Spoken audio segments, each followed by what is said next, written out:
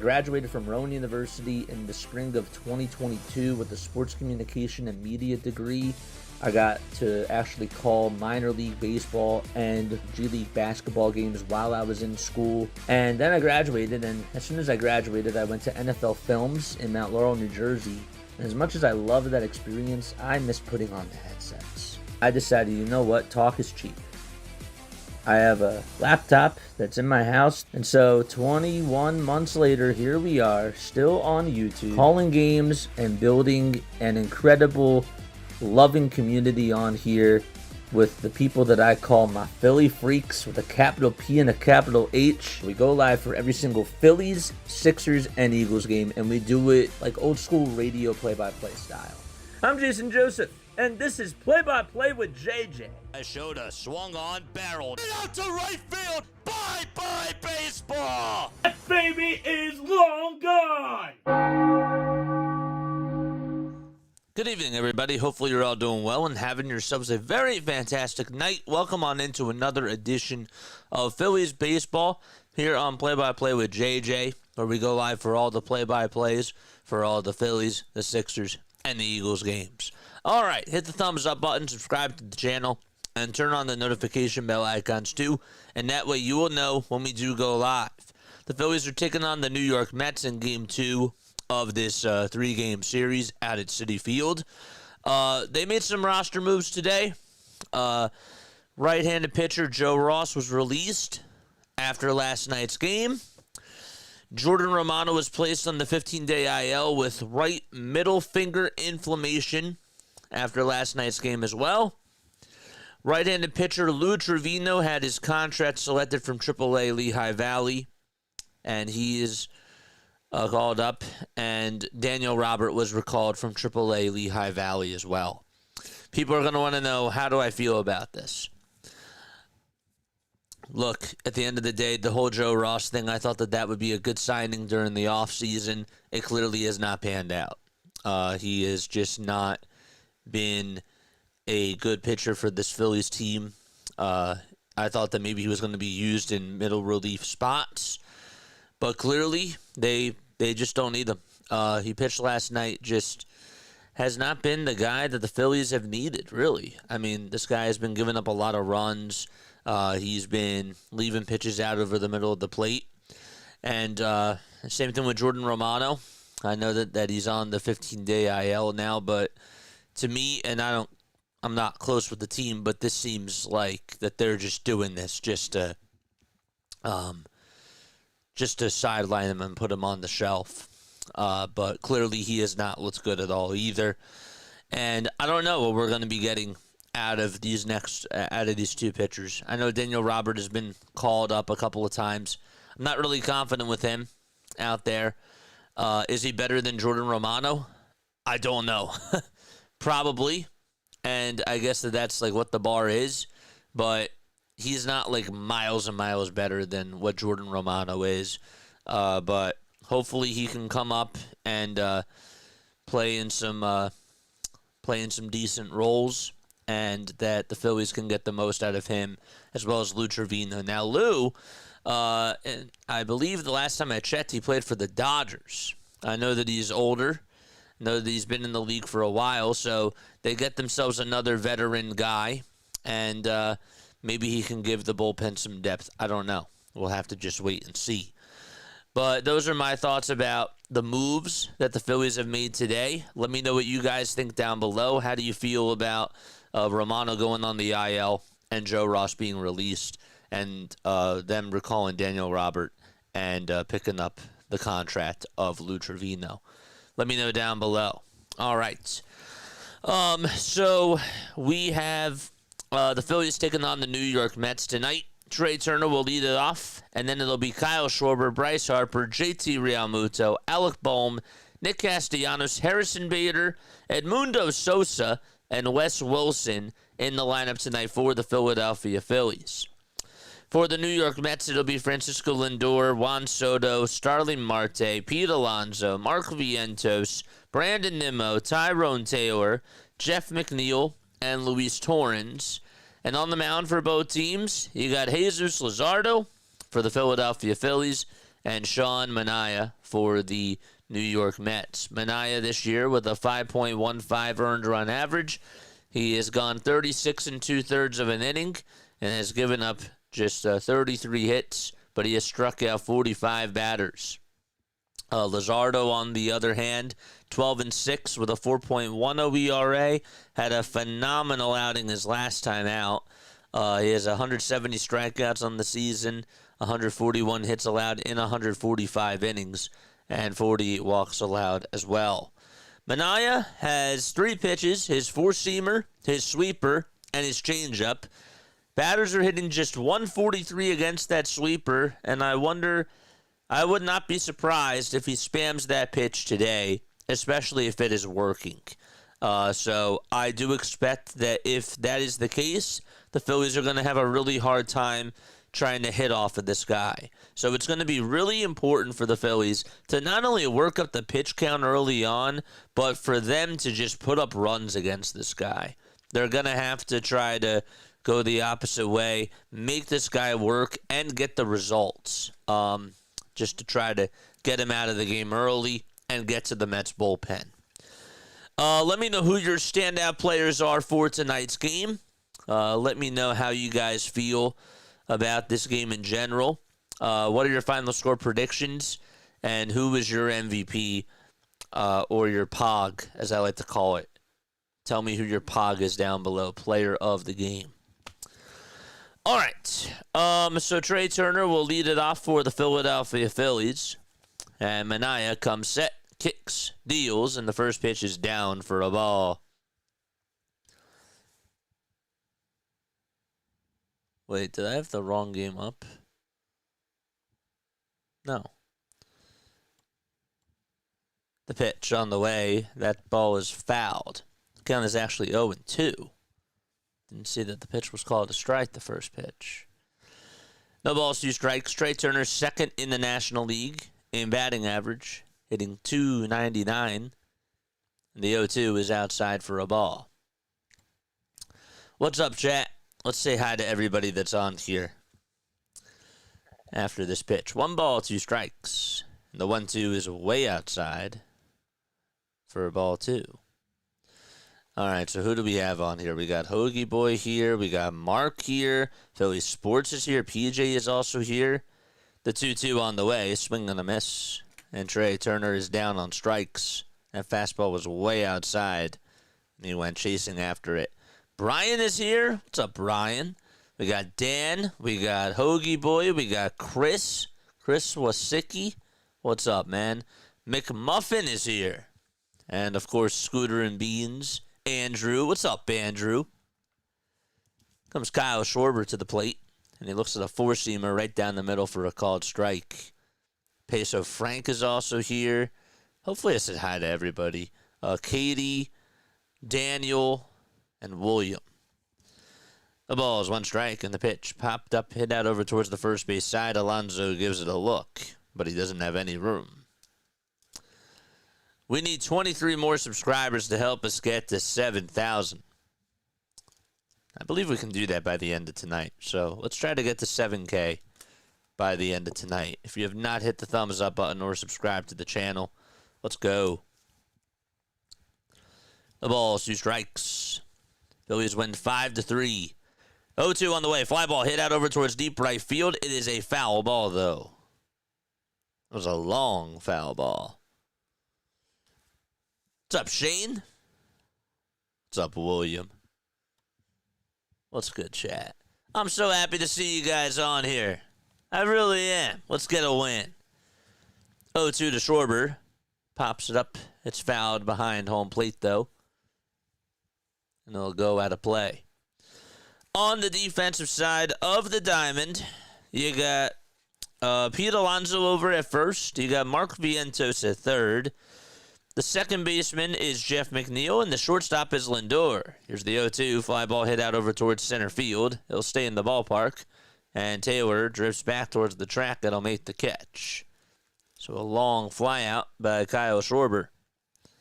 And there are 2 away.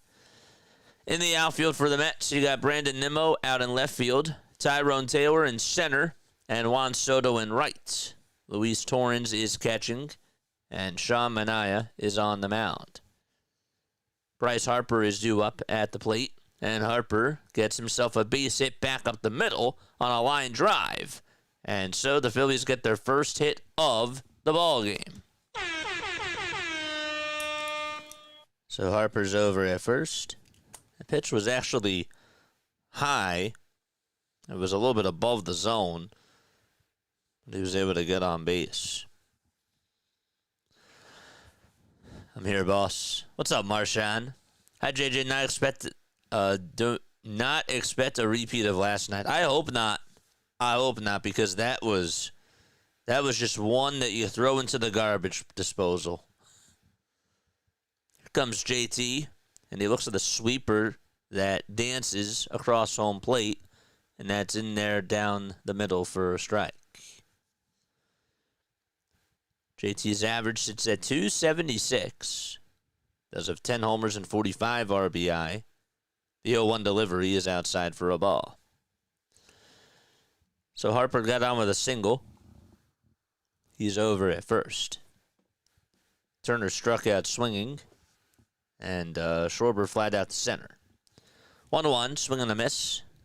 See, that's what I'm trying to say, is that sweeper that Manaea throws, it looks really deceptive.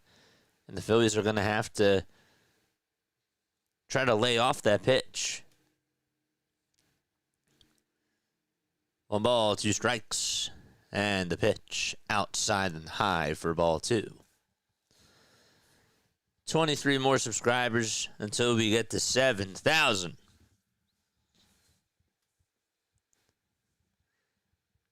Two outs, Harper over at first. And the 2-2 pitch on the way, swing and a miss. There's a changeup that's thrown to JT, and he strikes out on it, and the inning is over. No runs, 1 hit, 2 strikeouts for Sean Manaea, and we are going to go to the bottom of the first. Mets are coming up to the plate. And with that, let's talk about their lineup for tonight. So for the New York Mets, they got Francisco Lindor in the leadoff spot, Juan Soto batting second, Starlin Marte hitting third, Pete Alonso fourth, Mark Vientos fifth, Brandon Nimmo sixth, Tyrone Taylor seventh, Jeff McNeil eighth, and ninth is Luis Torrens. He is the catcher. So it's Lindor, Soto, Marte, Alonso, Vientos, Nimmo, Taylor, McNeil, and Torrens in the starting lineup for the New York Mets tonight. And they will face Jesus Luzardo. Zeus on the mound for the Philadelphia Phillies. Drop the Zeus emotes down below. Let's go. Zeus has a 12-6 record on the season, 170 strikeouts, a 4.10 ERA, and a 1.30 WHIP as well. He's given up 48 walks and 145 innings of work this year, and this will be his 27th start of the season. In each of his last 5 outings, he has gone at least 6 innings and has given up, on average, 2 earned runs. The last time that he did pitch, it was against the Seattle Mariners. He had 12 strikeouts, no walks allowed, and just a solo home run to Julio Rodriguez. And by the way, that was not a bad pitch. That pitch was low. It was heading into the dirt. And so even the home run ball itself was not bad at all whatsoever. He has also won 3 of his last 4 outings, and really 4 of his last 5 games that he has pitched, which is also very good too. Has not thrown over 100 pitches since July 9th. And we'll see how he does out there on the mound today. The sweeper is obviously his out pitch. That pitch, when it's on, it is just really, really smooth out of his hands. Now, the one thing that I'm going to be curious to see is if he does deal with traffic on the bases, how's he going to do pitching from the stretch? How's he going to be able to manage that? And so my key for him tonight is for him to go 6 solid innings and only give up 2 earned runs. First pitch on the way. That ball is fouled.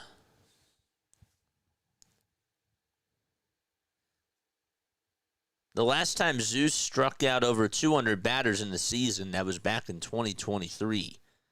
He had 208 strikeouts and 178 innings of work.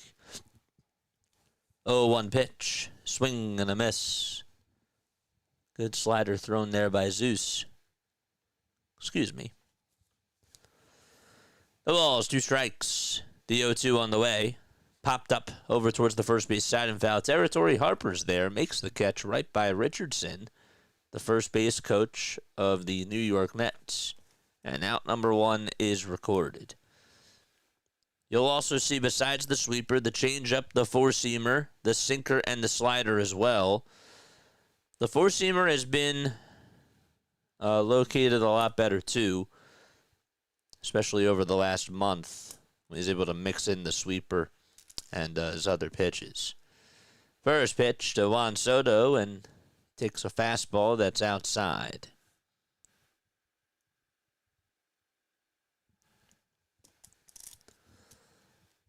The 1-0 pitch, high and inside for ball 2. From 1 through 9 on defense, you got Zeus on the mound, JT catching. The 2-0 pitch. There's a fastball at 98, right down the heart and soul of the plate for strike 1. You also got Turner at short, Sosa at second, Bohm at third, and then Harper at first.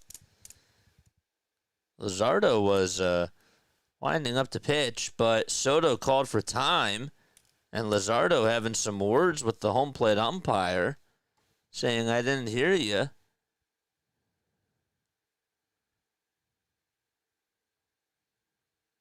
Soto called for time. As soon as Luzardo stepped to home plate, it looked like. And looked like Willie Traynor was coming on over to him. He actually walked over to Willie Traynor and he said, "Come on, man. That should be a violation." 2 balls, 1 strike to Juan Soto.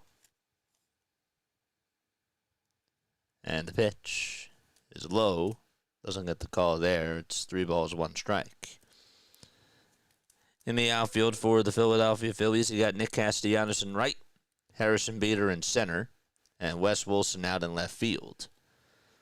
Luzardo kicks, delivers, and tests Soto with a fastball, and he swings and misses at it.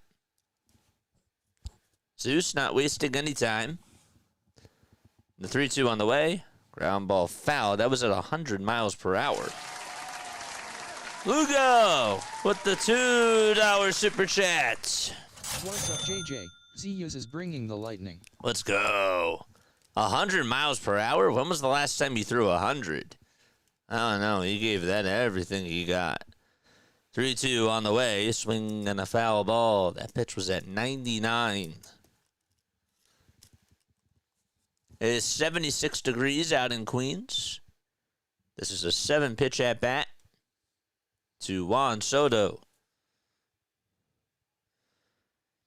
Payoff pitch. And there is a ball that's called. The pitch was right at the knees. And so Soto gets on with a walk. There was a pitch that was sort of similar last night to Juan Soto where Sanchez got him on the outside corner at the knees. And it was clearly a strike. And then Soto went over to first, and then we all know what happened after that.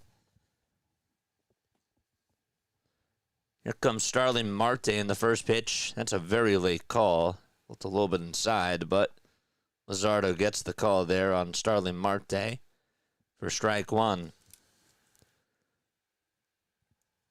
The ball is 1 strike. The 0-1. It's popped up. It's hit out over towards shallow right center field. Sosa's there. Makes the catch. There's out number 2.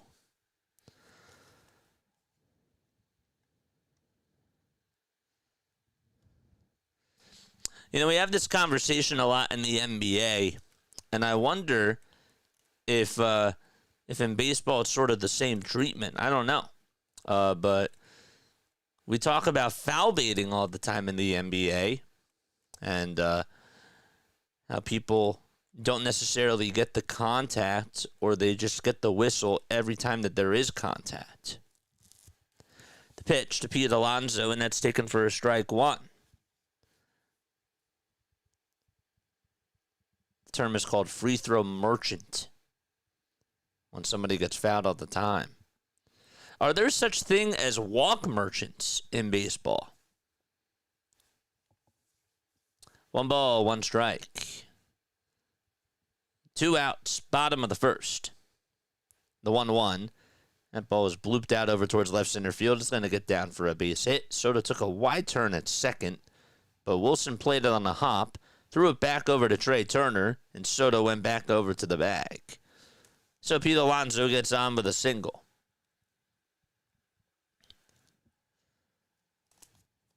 Alonso had a pitch that was right down the center of the plate.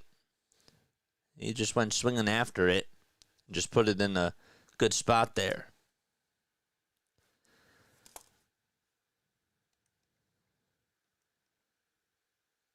What's up, chat? Lugo, thanks again for the $2 super chat.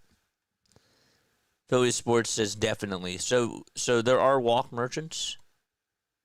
That's the issue. Sports betting makes you question everything. The pitch, and that's taken down for a ball. Thanks a lot, Phillies. Did you have a bet, my friend? 1 ball, no strikes. Here's the 1-0 pitch. That misses inside for ball 2. 18 pitches so far for Zeus.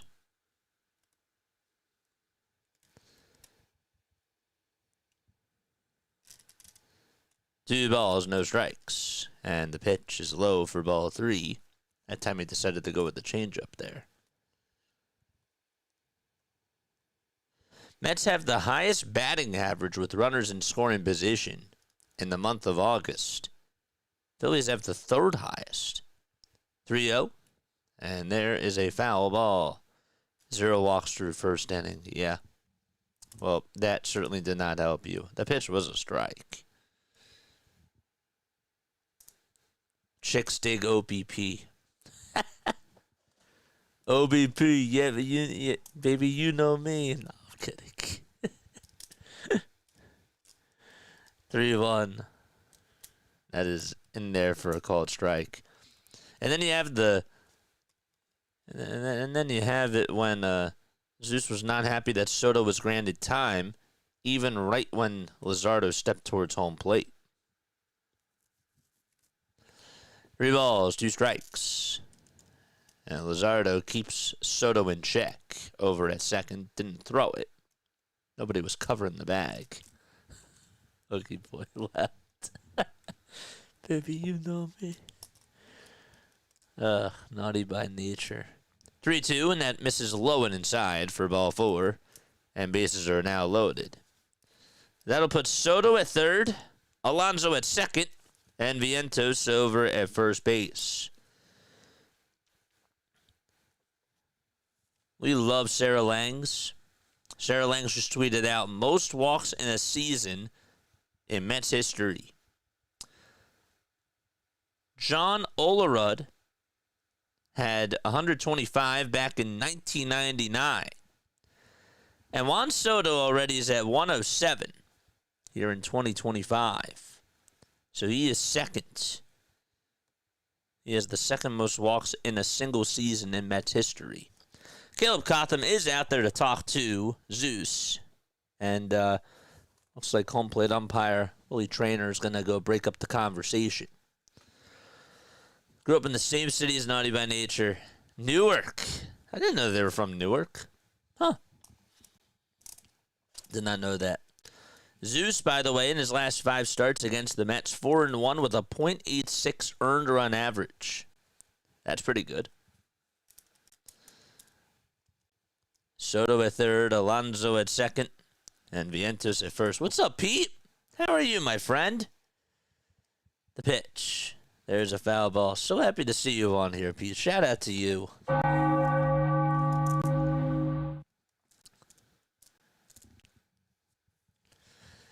Nimmo this year batting .254. has 20 long balls and 69 RBI as well. Luzardo kicks and fires the pitch. Check swing, did he go? The pitch was in the dirt, and third base umpire says no, he did not. Nimmo is hitting .316 in his career with the bases juiced. Does have 4 grand slams.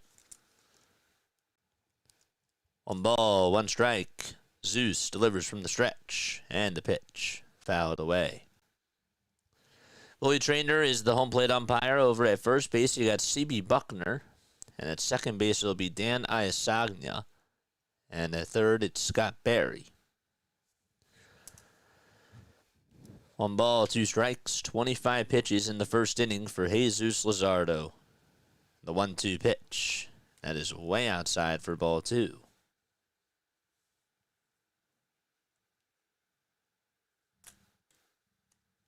Love that. Love that, Pete. The 2-2 from Luzardo. Swing and a miss. He struck him out.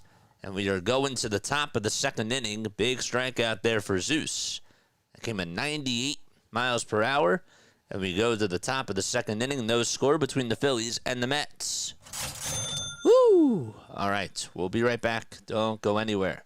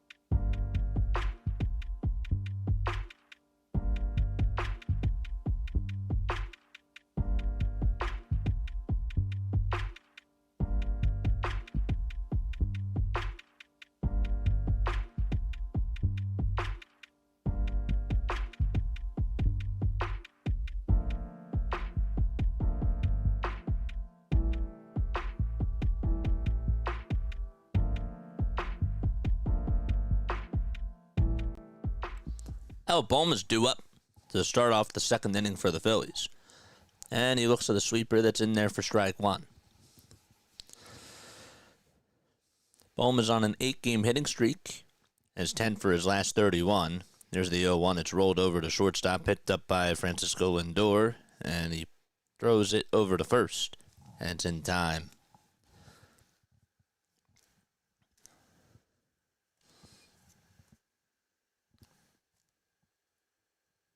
Just 1 hit for the Phillies so far. It was a 2-out single from Bryce Harper. That came back in the first inning. Here comes Nick Castellanos, and he looks at a pitch that's called a strike. Took the home plate umpire about a couple of extra seconds to call it. 0-1 is the count, and the pitch. There's a swing and a miss. And that fastball was at the knees on the inside edge. Casty did not play in last night's game. Max Kepler started in right field. He is back out there for tonight's game. 0-2 on the way to Nick. That is inside, and the ball was dropped by Torrens. So the count is 1-2. Mets are 70-61. Phillies, on the other hand, they're 76-55. 1-2 pitch to Casty. Swing and a miss. He is down on strikes. Tell you what, Manaea is not wasting any time. He is just pumping up the gas. He's attacking the zone.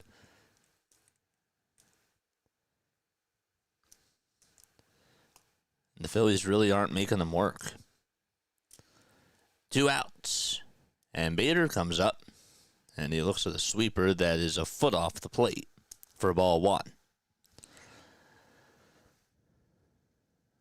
What's up, chat?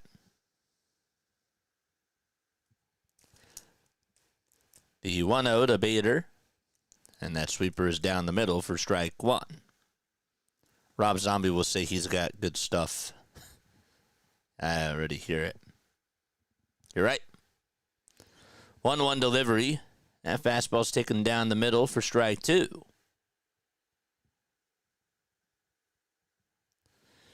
In his first 4 starts, hit a 2.08 ERA. Ever since then, as the pitch is outside, the ERA is just a little bit under 8.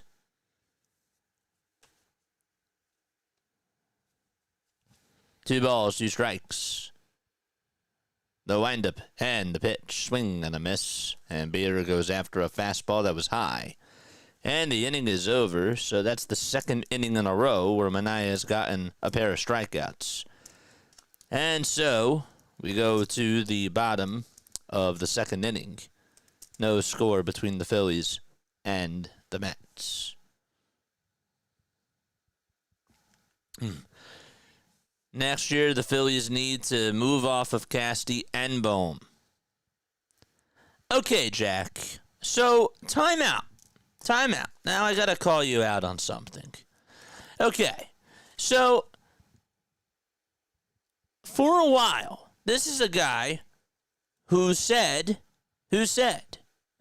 said that Alec Bohm is the best pure hitter on this Phillies team. He's the best pure hitter on this Phillies team. So now you want to move off of him. Now you want to move off of him. I'm just curious as to why.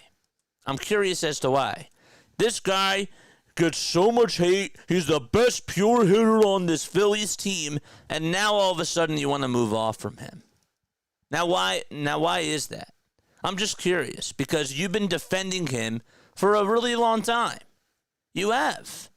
But now you want to move off of him. So I want to hear your thoughts about that. I'll give you a chance to explain yourself. But I really would like to hear what you have to say, because you defended him. You defended him for so long, and it takes you until what happened last night. I want to hear your thoughts. I'm not going to put words in your mouth. I'm not going to do that. But I got to hear. All right, we're going to the bottom of the second inning.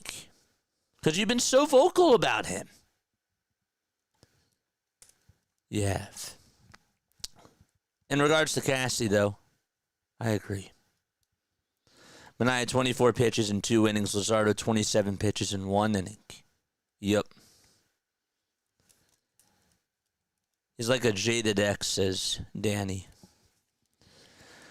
Tyrone Taylor is going to lead it off for the New York Mets. I just find it funny.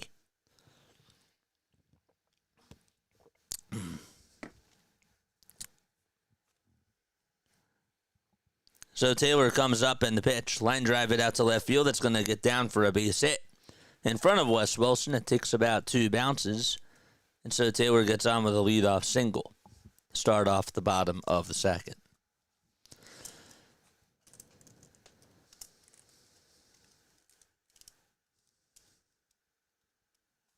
What's the hits column looking like? It's literally up here. If you look at the very top of your screen, you'll see that the Phillies have 1 hit and the Mets have 2.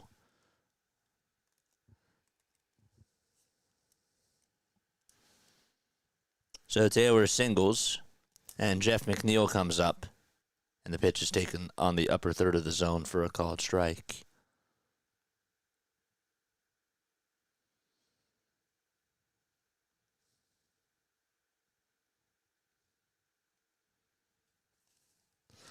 No balls, one strike. The 0-1. That ball is fouled. My phone is broke up there. Oh, I got you. No worries. 2 hits for the Mets, 1 for the Phillies. McNeil this year hitting .261. Does have 12 long balls. 0-2 on the way. That misses low and outside for a ball.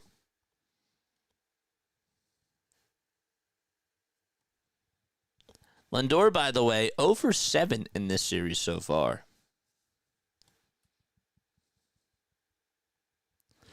Runner goes. Harper with the throw over the second base, and the throw is not in time, and Trey Turner says, hold up a second. So it was a pickoff attempt from Jesus Luzardo. Luzardo threw it over to Harper, and then Harper threw it over to second base. Calitre's over at the phone, and are the Phillies going to challenge it is the question. I don't know. They're showing a replay here. Harper threw it over to second. I don't know if he's out or not. They are challenging.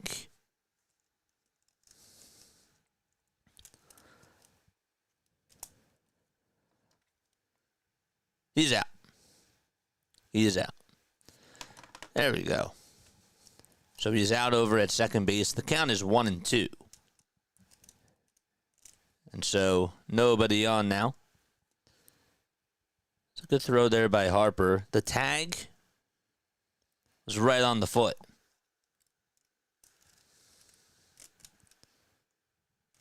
Right on the foot. 1 ball, 2 strikes, and the 1-2 pitch. Fouled away. Jack, thanks for the $5 super chat, my friend. I appreciate that.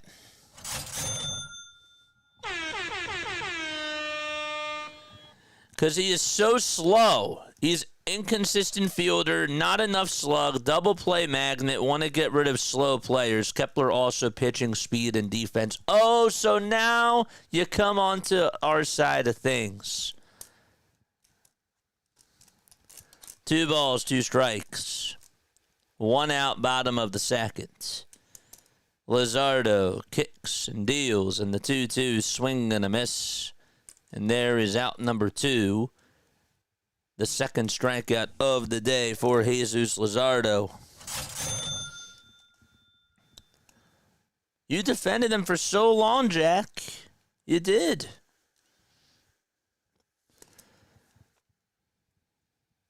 Two outs, bottom of the second. And now Torrens comes up. And the pitch is in there for a called strike at 97 miles per hour.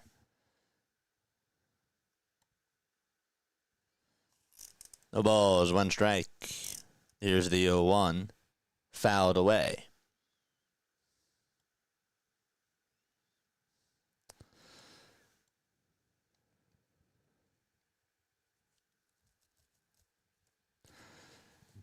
No balls, 2 strikes. There's the replay of the 3-run homer that Torrens hit in last night's game. That was his 3rd of the season. The 0-2 from Zeus. Swing and a miss. He struck him out. And so the inning is over. The side is retired. We've played 2 innings. We're tied scoreless. We go to the 3rd. We'll be back.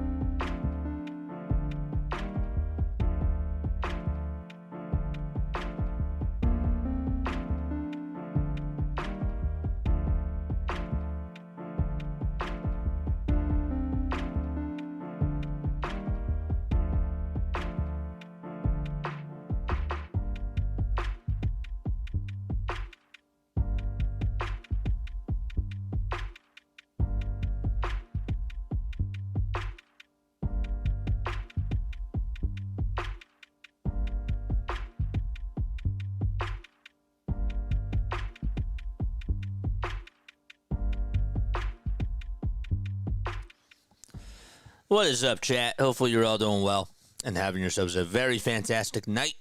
If you are tuning on in for the very first time, both teams combined do have 3 hits. Luzardo did get out of a bases-loaded jam in the first inning and then got himself a pretty easy inning.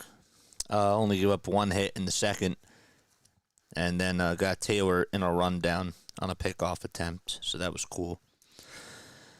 And then struck out McNeil and Torrance in that inning. 1-0 pitch, and that is outside and high for ball 2. And sorry, scratch that. It was not a rundown, but he picked them off. 2 balls, no strikes to Edmundo Sosa, batting in the 8th spot tonight for the Philadelphia Phillies. Minaya on the bump. He gets set and deals, and the pitch is in there for a strike. It actually bounced out of the glove of Torrance, yet it was still called a strike. Sosa is 4 for 8 in his career against Sean Manaea. A double, a triple, a homer, a cycle against him. 2 balls, 1 strike to Edmundo Sosa. Manaea comes set and fires. And the 2-1 is lined out to right field, and that's going to go all the way towards the Heineken sign at the wall. And so, going over to second base is Edmundo Sosa. He's over at second base, smiling, standing up in scoring position. Let's go, chat. All right, let's go. That was a good pitch for him to just follow through on the swing. And he went the opposite way with it. Bounced off the track, hit the Heineken sign. He's at second. Charge! Here comes Wes Wilson, and Wilson takes the first pitch. It's called a ball. That's Sosa's 10th double of the season. 1 ball, no strikes to Wes Wilson. And the 1-0 pitch. Swing and a miss. Mets are 8 games above the Miami Marlins in the NL East. Phillies are 14 in front of Miami. And they're 6 above the Mets. 1-1 pitch. And that is outside for ball 2. And so that'll make the count now 2-1. Sosa dances off a second. The 2-1 to Wilson, and he lost the bat and swings at it. That bat went flying. So he swung on and missed. The count is 2-2. I call that the Trey Turner specialty. Remember when Sosa's bat went flying last year and it got stuck in the foul ball netting against the St. Louis Cardinals? 2-2 on the way. That's down for ball 3. Yet, I think the very next day, it was still stuck in the netting. They, left it there overnight. I don't know how they got it down. Or when they did it, but I just remember that it was stuck there for over a night. 3-2. Swing and a foul ball. Wilson is 30 years old. Hasn't gotten a hit since last Sunday. 3-2. Fouled away. Don't forget to like, don't forget to subscribe, and turn on the notification bell icons too.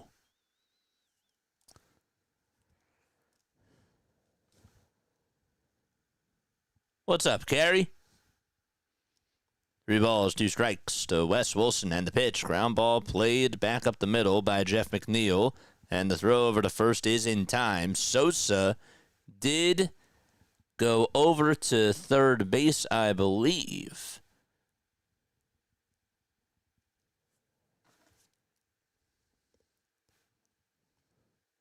Let's see again. Couldn't really tell from the replay. McNeil was checking the runner over at second, and then he threw it over to first, and Wilson thought maybe he beat it out. I wanted to see if whether or not Alonso's toe was on the bag. and it wasn't. And so, by the way, Sosa did stay at second. Just was hard to see. The pitch. That is outside for a ball. Ellie had one of those flipping bats get caught in the netting up behind him about 3 weeks ago. Really? 1 ball, no strikes. And so Manaea gets a little bit distracted over at second and steps off the mound to keep Sosa in check. 1 ball, no strikes. And the pitch. Swing and a miss. Turner is up at the plate.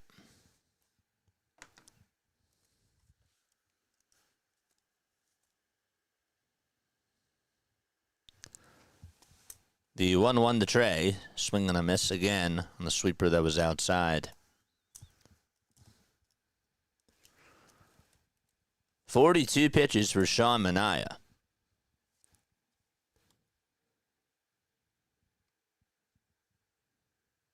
The 1-2 to Trey. Swing and a miss. And he strikes out for the second time tonight. That is the 5th strikeout for Sean Manaea. Tell you what, he has everything working right now, it seems.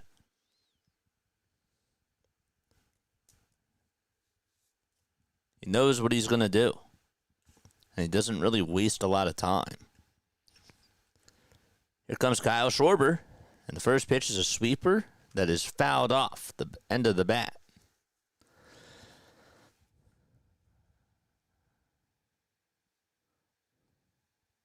Schwarber did fly out in the first. Got his 110th RBI last night. 0-1, swing and a miss. Got a sweeper there that was low. Manaea started off his career with the Oakland Athletics. Played with them for 6 seasons.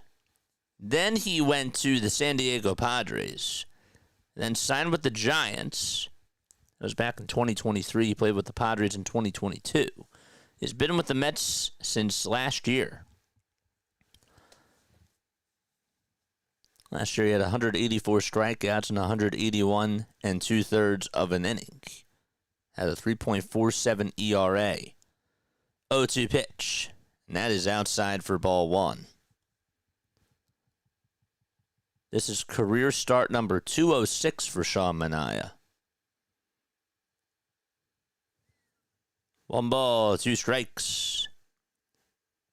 And the windup and the pitch to Schwarber. Ground ball rolled over towards the right side. McNeil picks it up, tosses it over to first, and the inning is over.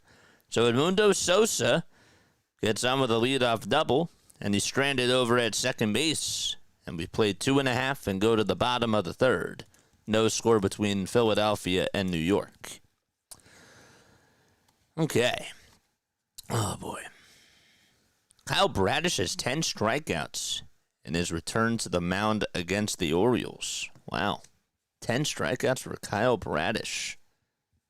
That's pretty wild.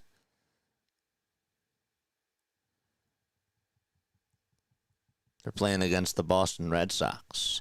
6 innings, 2 earned runs, 4 hits, and 10 strikeouts for the 28-year-old. Now, he did have 11 when he was pitching with the Orioles back in May. That was through 7 innings. He actually had a no-hitter going. But had 103 pitches. All right, chat. How's everybody feeling tonight? Last night was just a game where you just throw it in the trash. You throw it in the dumpster and you say, on to the next one. You got to go out there and win the series. So we heard about all the moves that were made today with the bullpen, Romano going on the IL, them dropping Joe Ross.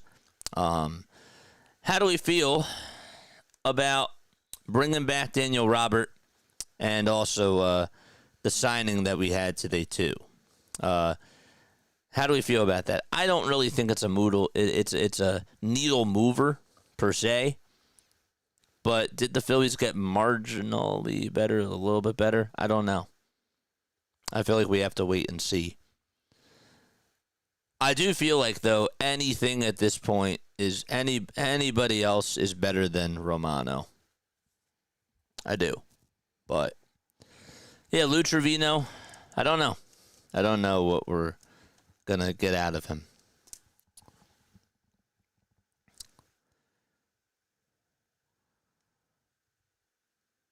He's getting old.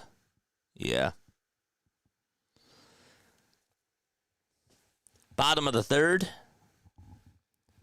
And here comes Lindor to the plate. And Lindor takes the first pitch outside from Jesus Luzardo. I would love your Phillies stomp all over the Brats, the Mets. I prefer Brats over Mets. I thought you were going to say Bratz Dolls with the Z. 1-0 pitch. That ball is flying out over towards right field. And Castellanos is there. He'll make the catch. And there's one away. Lou says Romano is not a big league pitcher. They're just pitching him to justify paying him. Yeah, I agree.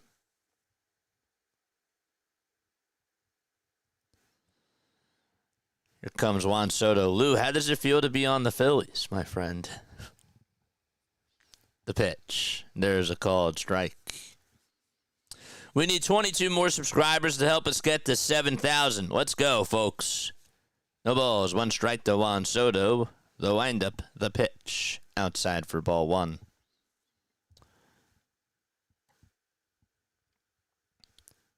We just need to hit. Don't care so much about the bullpen.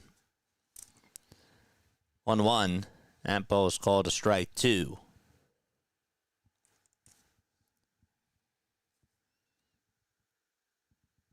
I got a hit off of Lou Trevino in high school when the scouts were watching him. There you go.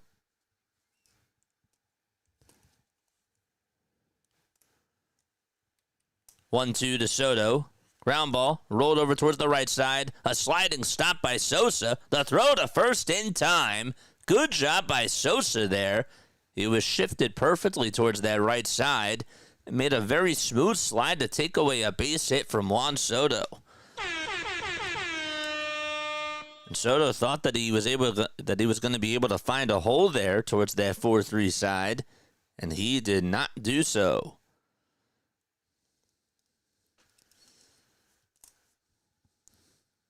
Love that. Here comes Starling Marte, and first pitch thrown from Zeus is called a ball.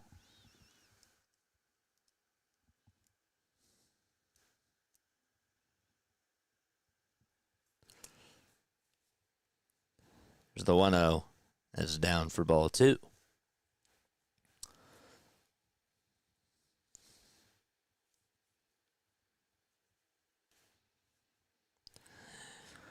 Luzardo gets the signs. He kicks. He fires the pitch. There's a foul ball.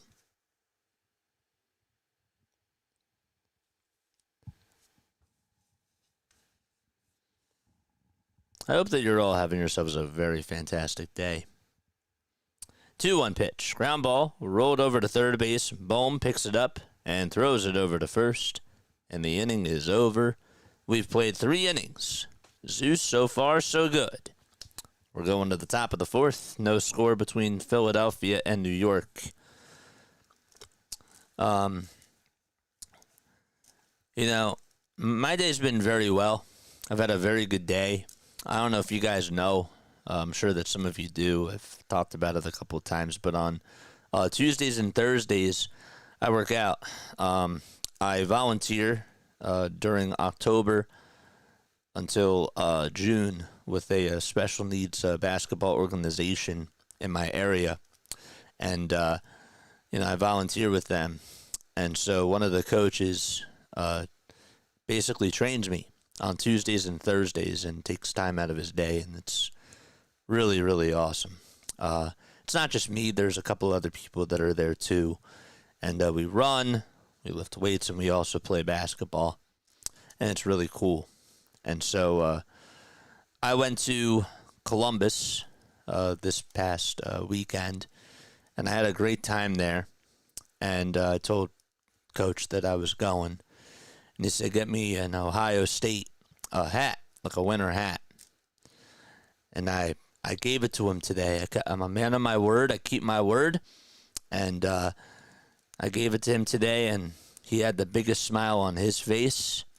And that smile meant so much to me. It definitely made my month. And just seeing a smile like that meant 1,000 words from him. And so my day has been going very, very well. And I appreciate that, you know. When you put a smile on somebody's face, especially somebody that is a mentor to you, you cherish that. And that's what I've been doing pretty much all day. So I've been having a good day. And I hope that you guys are too. So we're going to the top of the fourth inning. Michael Bridges is in the house. And Bryce Harper is coming up to the plate. Michael, of course, on the New York Knicks. The pitch. There's a foul ball chopped over towards the third base side. That's awesome, man. Thank you. The ball is one strike. Here's the pitch. That ball is grounded foul. No balls, 2 strikes. That's to Bryce Harper.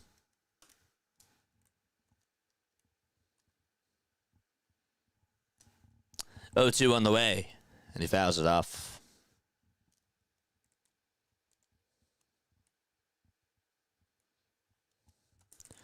There is nothing like there is no better feeling in the entire world than when you do an act of kindness for somebody and you go out of your way for them and you see a smile like that.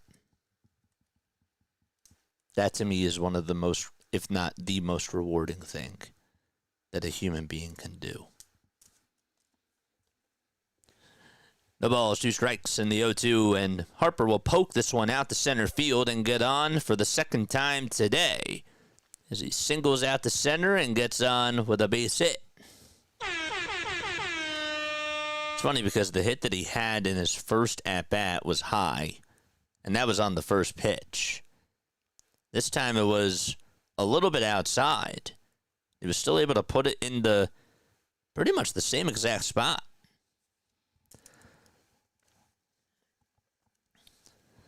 Harper singles. Now he's going to go. The pitch is outside. The throw to second base to get Harper. He is out.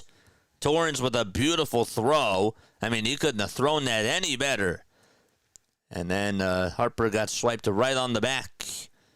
And there is out number 1. He knew it. He was going. And that throw was right on the money. Harper didn't really even get a bad jump. It's just a heck of a defensive play.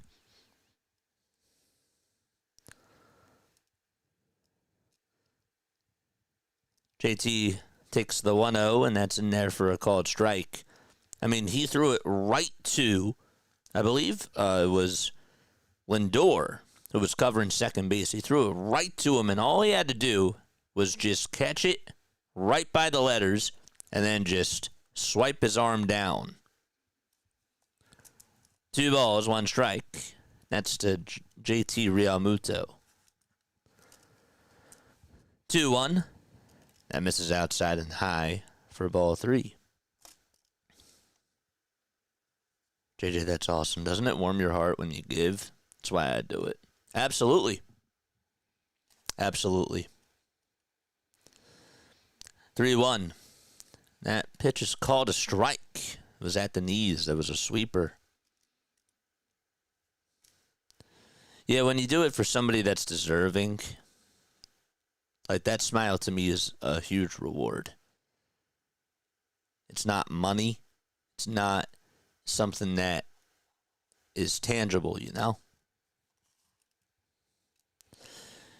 3-2 pitch. And that ball is fouled and out of play towards the first base side. I just subscribed. Thank you so much, Chalky White. I really appreciate that. Payoff pitch. And JT swings at ball 4, but it's fouled back towards the screen.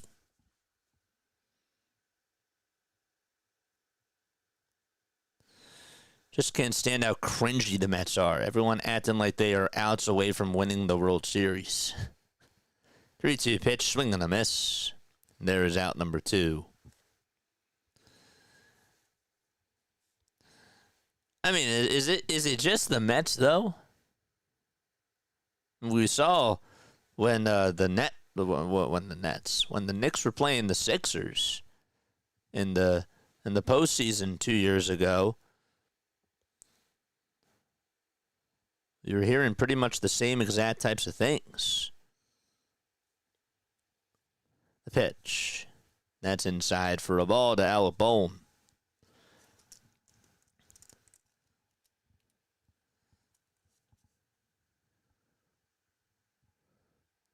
1-0 pitch. There's a swing and a miss.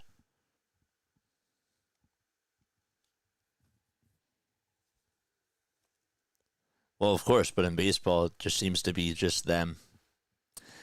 I'm with you. 1-1 pitch. Line drive and a backhand is stopped by McNeil, but it's going to get off of his glove and bounce over to Francisco Lindor. That was a hard hit shot over to McNeil. Tough play for him. It's an infield single. And I had to duck down.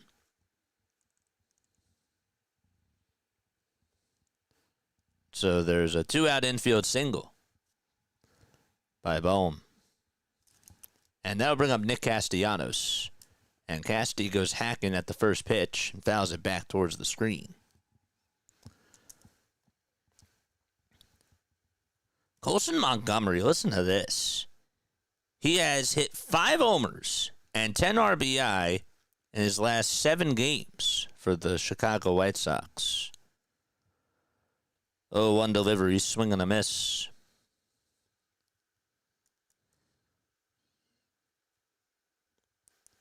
He just hit his 14th homer in his first 43 career games, too. The ball is 2 strikes. 0-2 pitch. That was low. And they tried to appeal. I mean, that was like not even a quarter of a swing.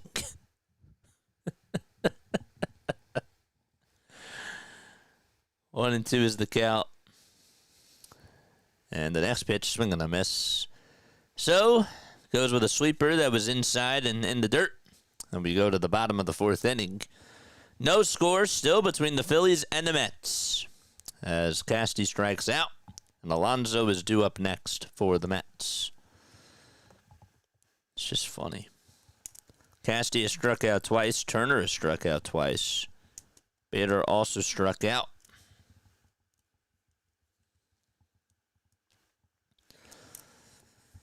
Oh, boy. All right, let's take a look at the out-of-town scores right now very quickly. Oh, we got a 2-0 ball game out in Baltimore. Orioles are getting shut out. But Kyle Bradish has been excellent today for them. That game's in the bottom of the 7th. Rays and Guardians are on. That game is in the top of the 7th inning. Guardians lead at 3-0 against Tampa Bay.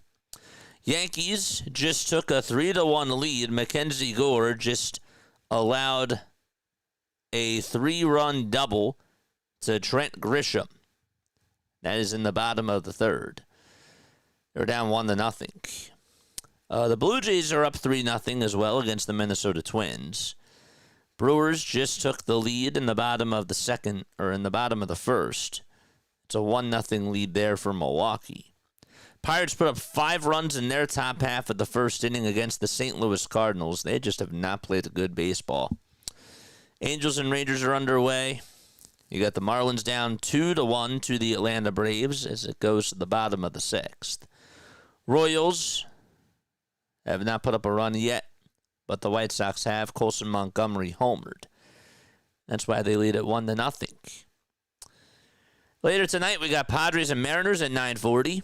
We got Cubs and Giants at 9:45. And then we got Tigers and A's at 10:05.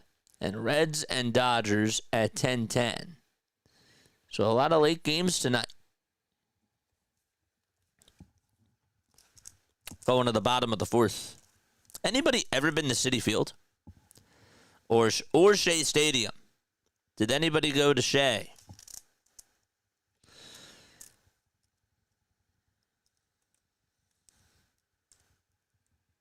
Bottom of the fourth. No score between Philadelphia and New York. Zeus comes set and deals, and Alonso fouls it off.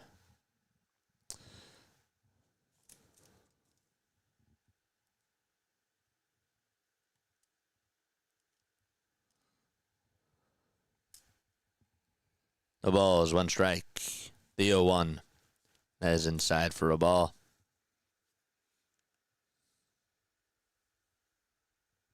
I've been to Shea a bunch. Really? 1 ball, 1 strike. The pitch. And there is a strike called. My dad grew up in Queens, so yes, have been. Oh, he's been. He's been to Shea. Is Citi Field better? Might sound like a stupid question, but I don't care. 1-2. That misses down for ball 2. Aiden Miller stole his 50th base of the season tonight in Reading, according to John Foley. 2-2 delivery. Line drive. Base hit out to right field. Castellanos has to move towards his right side and make a sliding stop from it getting by him. And Alonso drills a single out to right. The exit velo on that swing was at 110. Starter thought maybe he would be able to throw a fastball right down the center of the plate. Alonso was not going to let him get away with that.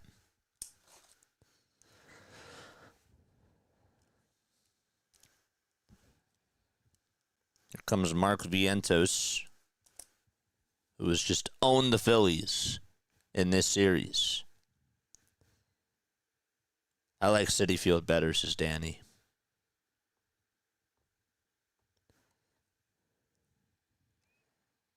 The ball is 1 strike. Is the Mets pitcher a Cy Young candidate? No, but he's been pitching pretty well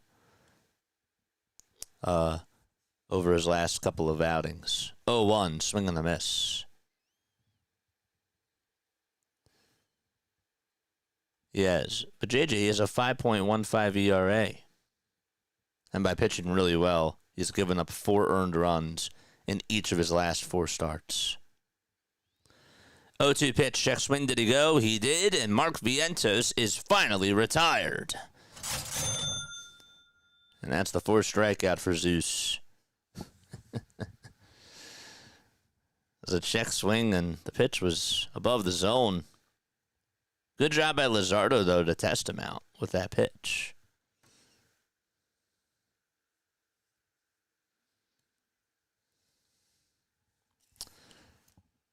Brandon Nimmo is up at the plate, and Nimmo takes a called strike. Doug is here. What's up, Doug? 19 more subs. Let's go. The ball is 1 strike to Brandon Nimmo, and the pitch is up high and taken for ball 1. Just seems like the news outlets just praise anything Mets. Always is cringy. Listening to quick pitch. Oh, I agree. 1-1 pitch. And Luzardo gets the call there. And it's now a 1-2 count. Gotta tell you, Abby Labar, shout out to her. She does an awesome job on quick pitch. 1 ball, 2 strikes. But I do agree with that. They have to. They have to. They're a big market team.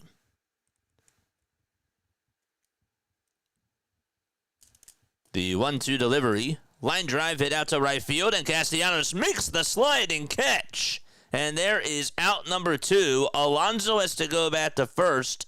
Good play there by Castellanos. That was a sinking line drive. I actually did not think Casty was going to get there, and he was able to just do so. was an awkward slide, but it worked. And so there is out number 2. Luzardo said thank you. The pitch. And that misses inside for a ball. Don't forget to hit the thumbs up button and subscribe to the channel as well. We need 19 more subscribers to get us to 7,000. 1-0 pitch. That is taken on the outside edge at the knees for strike 1. Nobody scored yet. 1-1. That's down for ball 2. Yeah, it's still a 0-0 game.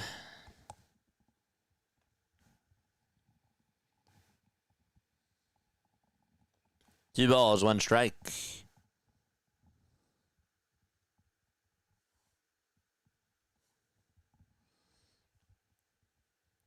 The 2-1 pitch.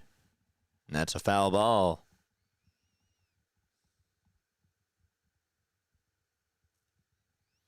JJ, didn't you know that there is only 4 teams in the national on the national stage? Both New York teams, Boston and the Dodgers. All the other teams are just there.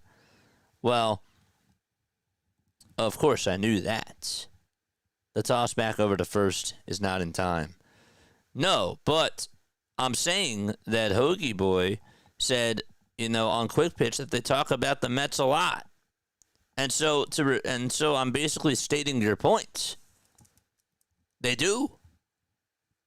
It's a big market team. 2-2 pitch. That's going to hit him right in the foot. And Taylor is going to go on over to second base. Now might be a good time to go talk to Zeus. Because he also gave up a hard hit that ended up resulting in a line out from Brandon Nimmo. Jeff McNeil is due up. 64 total pitches for Jesus Luzardo. 2 outs, 2 runners on, bottom of the 4th. McNeil will call for time. Also, is the Travis Kelce Taylor Swift marriage real engagement? Yes. First pitch on the way, swing and a miss on a fastball down the middle to Jeff McNeil. Surprised he went there. 0-1 to Jeff. And the pitch. Grounded foul. It was a slider towards the right side.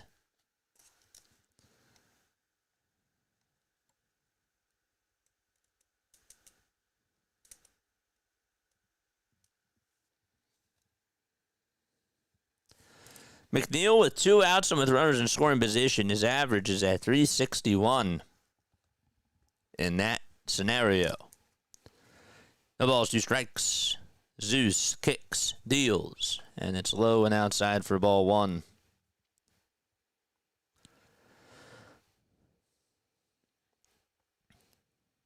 Mets are in their white and blue pinstripes.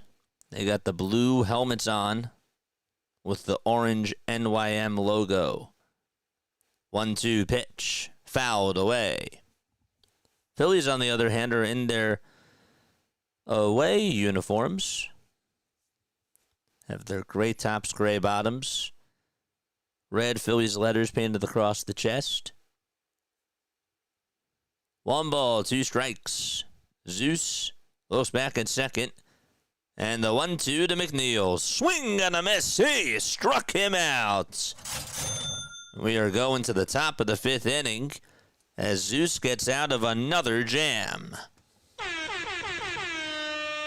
We are scoreless and go to the 5th out in Queens. And we'll be back in just a few moments. Don't go anywhere.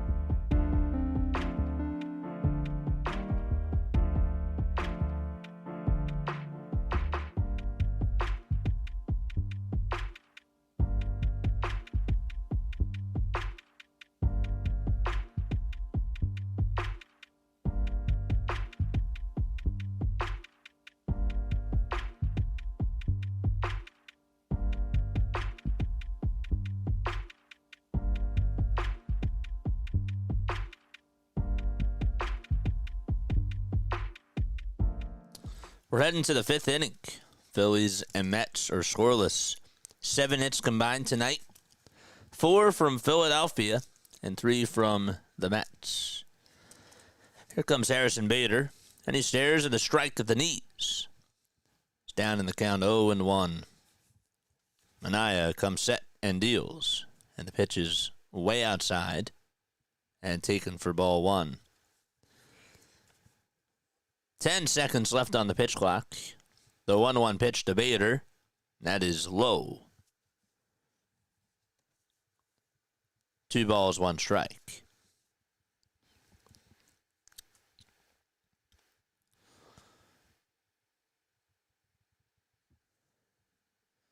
Two one is fouled off. That baby looks sound asleep. Has a Mets pinstripe uniform on. 2-2 pitch. It's a line drive foul ball towards the right side. I always love it when they show the baby shots. That to me is like what really draws baseball in. And makes it really attractive too when you see shots of families that are there. I really like that. The 2-2 is outside for ball 3. 3 balls, 2 strikes. The payoff pitch, fouled back again. But when you see people's families there and you see the food at the concession stands, I think that brings the joy of baseball to another level. 3-2, line drive, base hit out to left field, and Harrison Bader able to single off of a payoff pitch thrown by Sean Manaea. And Edmundo Sosa is coming up, and so the Phillies have themselves another base runner. All right. Bader on at first, and Sosa, who doubled his last time up, is coming up to the plate. The toss back to first. Alonso caught it. No tag needed. Isn't that going to be fun now that Swift is engaged into football? The pitch on the way. There's a called strike. Anyone ever watch Taylor Swift sing the national anthem in the 08 World Series? I was there. I was there for that. 0-1 to Sosa. That is taken outside for a ball. Yeah, Major League Baseball can never afford her now to do that. But I was there for that. I actually have her picture. I still have that. 1 ball, 1 strike. The pitch to Sosa, and he fouls it off. I think that he thought that was his pitch. It's a little bit upset that he didn't time it better. That's awesome. Yeah, that was so cool. One of the best days of my life, going to that World Series.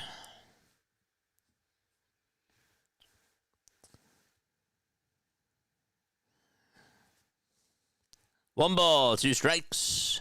And here's the next pitch from Manaea. And that is fouled away. Jack says, who's Taylor Swift?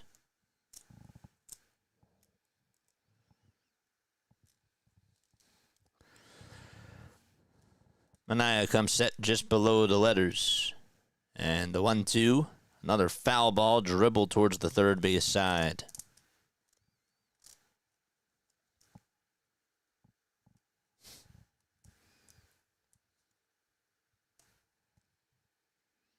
I love Taylor. The 1-2 delivery, swing and a miss.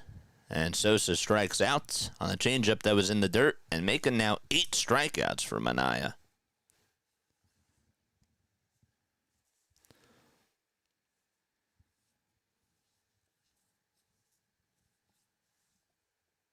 Wish that Sosa would have just not swung at that.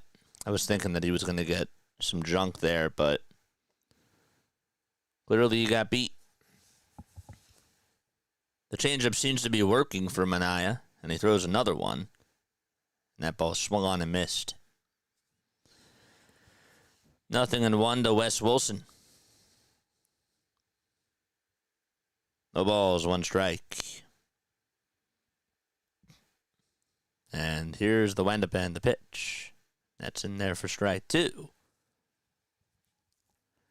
Excuse me. Mets put up 13 runs last night. Their bottom of the order did a lot of the damage. Toss back to first, and Bader is safe. Sanchez got his 5th loss of the season. Just his 5th loss. No balls, 2 strikes to Wes Wilson. Manaea getting ready to throw from the stretch. And here's the pitch. And it's down.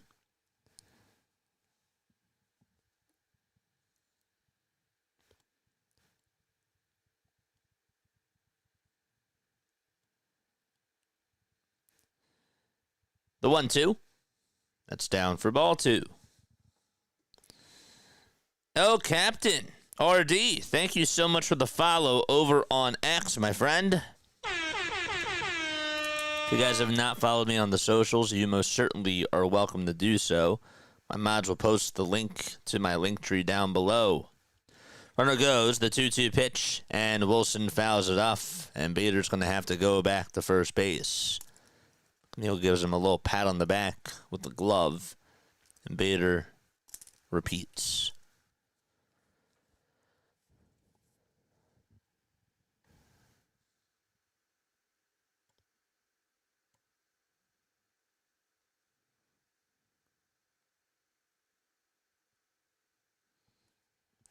Two balls, 2 strikes. The 2-2 pitch. Another foul ball.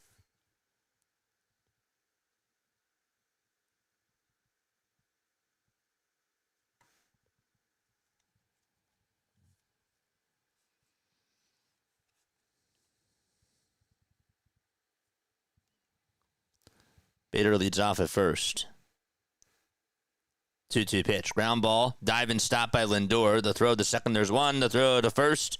And Wilson beats out the throw. Good play there by Lindor.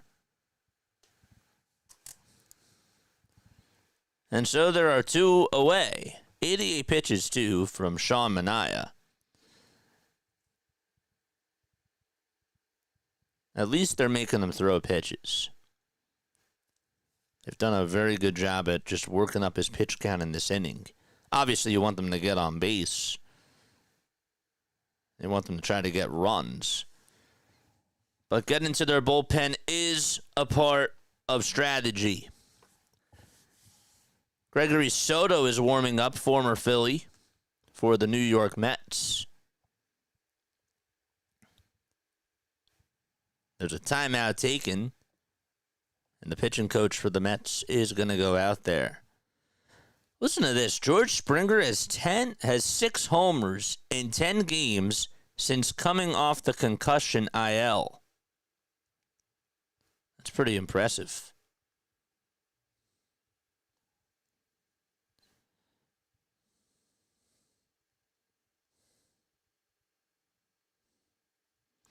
Jeremy Hefner, of course, the pitching coach for the Mets. Now Trey Turner comes up. The first pitch, that was way inside and low, and Turner hacks at it like he was playing whack-a-mole.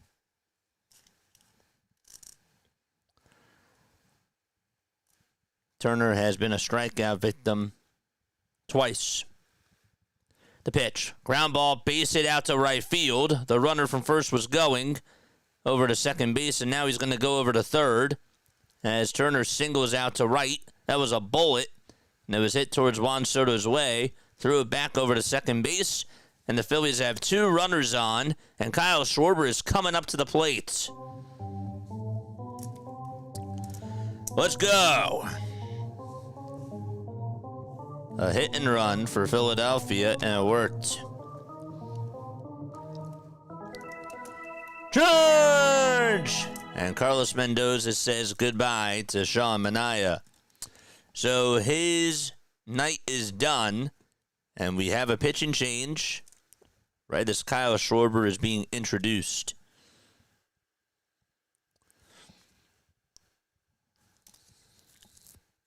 My friend said to me,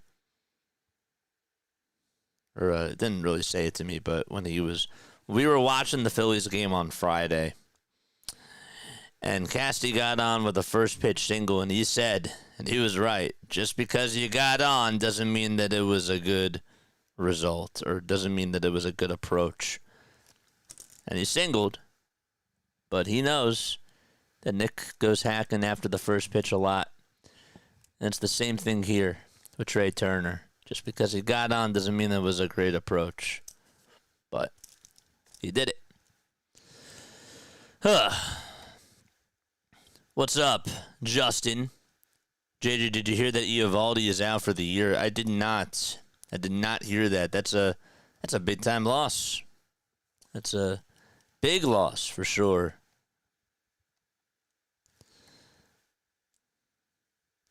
What's going on, chat? Shapoke is here. What's up, man? Schwarber's ice cold and facing a lefty. I have no hope, says Larry. I'm ready, man. I'm ready.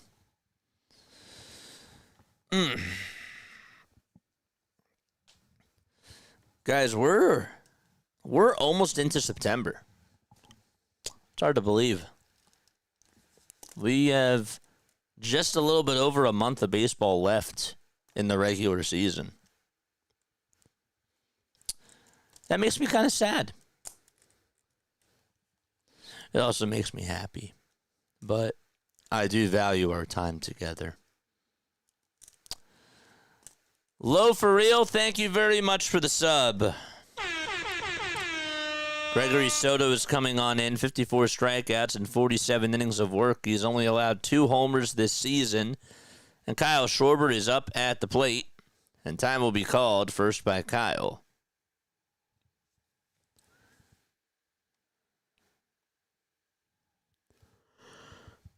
Kyle tonight 0 for 2. He's flied out and he's grounded out. Flied out to center, grounded out to second base. 2 away. Top of the 5th. No score. And the pitch is outside for a ball. 6 hits for the Phillies, 3 for the Mets.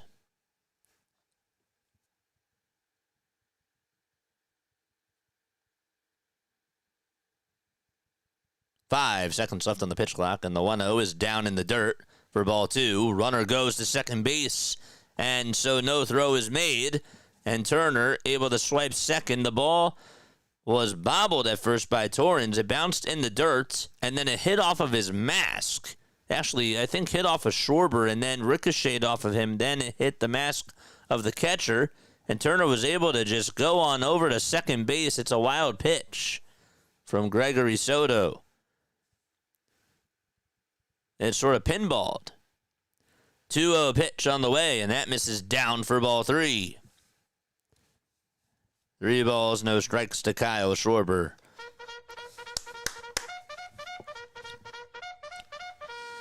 Charge!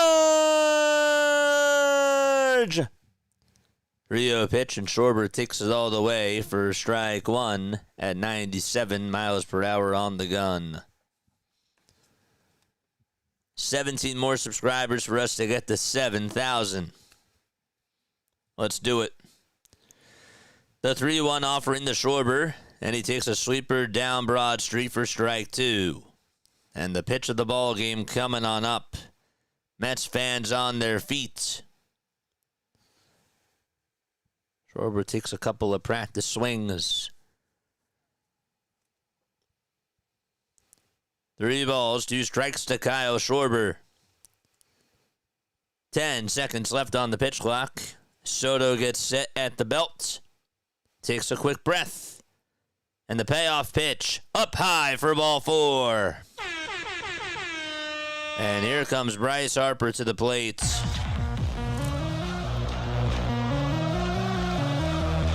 Schwarber walks. And Harper, who's 2 for 2, has a chance to give the Phillies the lead.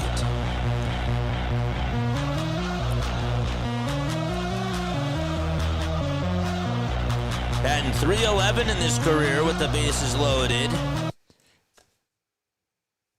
First pitch to Bryce, and he lines this one out to left field for a base hit. 2 runs are going to score, and the Phillies will take the lead. A 2-run opposite field single for Bryce Harper, and the Phillies go up 2-0.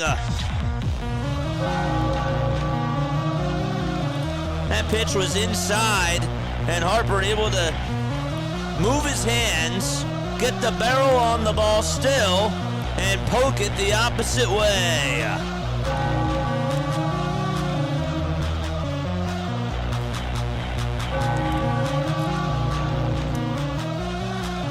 There we go.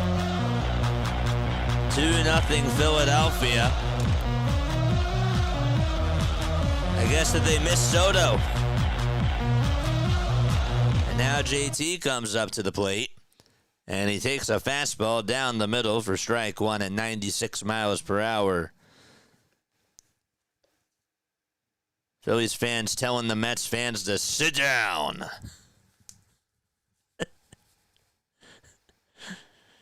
Oh, 1 to JT. That misses down for ball 1. Bryce Harper with that 2-run single. That now makes him, in his career against Gregory Soto, 1 for 2 against him. 1-1 pitch. There's a swing and a miss. Harper just drove in his 61st and 62nd RBI.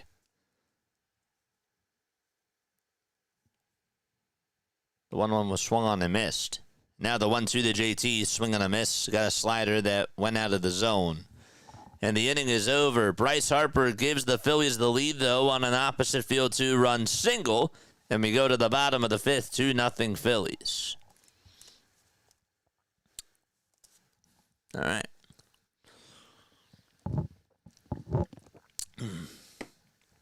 We'll take it. Oh, boy. Shapoke, thank you so much for the membership, my friend.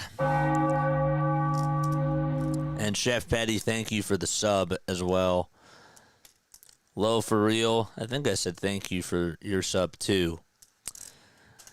Guys, hit the thumbs up button, subscribe to the channel, turn on the notification bell icons too, and that way you will know when we do go live. Huge hit by Harper, says Tommy Kelly. Phillies needed that badly. And they did. Harper drives in 2 runs off of Gregory Soto. It's great. Love it. Twitter is starting to go off. Thank you guys so much. Again, Shapoke, thank you for the membership. That was really nice. Go yard, Kyle. See, I'm catching up to chat. It's beautiful. Just a hit. Please, Harper. Harper pops up. This is what you get paid for, Harper. This is what you paid it for, Harper. It's great. And the Mets win the World Series. All right, 2-0 Philadelphia. And the Mets are coming back up to the plates. You're awesome, JJ. I'm sorry I couldn't do it sooner. Sorry. You don't have to apologize. What are you sorry for? It's okay. You just did something really nice. Thank you. Oh, they got the baby on. They got the baby on the broadcast. That's funny. The baby can say whatever it wants. No, I'm kidding. 17 more subs till we get to 7,000. 2-0 Phillies as we go to the bottom of the 5th. Another guy has his AirPods in there. I mean, like, what are we doing? We're at the ball game. The pitch. There's a foul ball.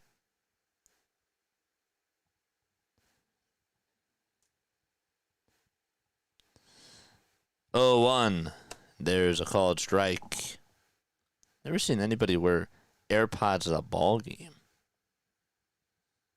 It's a little bit odd. I left the baby on the bus. He's probably a little bit upset with the Mets, so he was like, you know what? I'm not happy with them now. The pitch on the way, and that's going to hit the foot of Luis Torrens. That's the second batter today that Luzardo has hit on the foot. That time it got Torrens on the front foot. That's New York for you. I'm just going to put in my AirPods until this team is up. Just kidding. He might be doing work or something. I don't know. I just find it a little bit odd because his eyes were closed too. Bottom of the fifth. A runner on over at first. And now Lindor comes up. And Lindor takes strike one.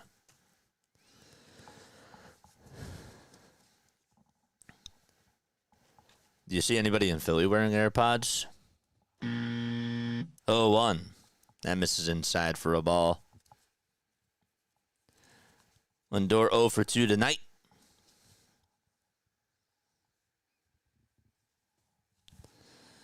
.74 pitches for Jesus Luzardo.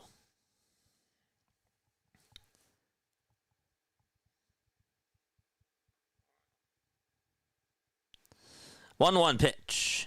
And that misses outside for ball 2. Brewers have put up 5 runs against the Diamondbacks, and that game is only in the bottom of the third. 5 runs on 7 hits. Contreras hit a shot that went 441 feet.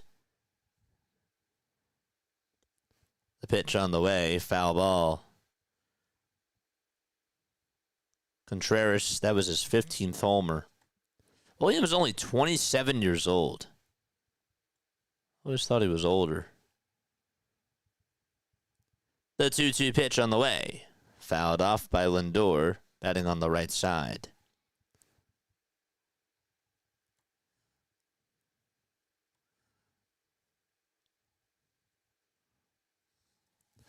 Two balls, 2 strikes to Francisco Lindor. On deck is Juan Soto. The 2-2 pitch. And Lindor is going to fight this one off out towards center field. That's going to get down for a base hit. And so that's going to put 2 runners on base. And Juan Soto is coming up to the plate for the New York Mets. Lindor got it. He got jammed there, but was just able to fight it off. Get on with a bloop single out to center field.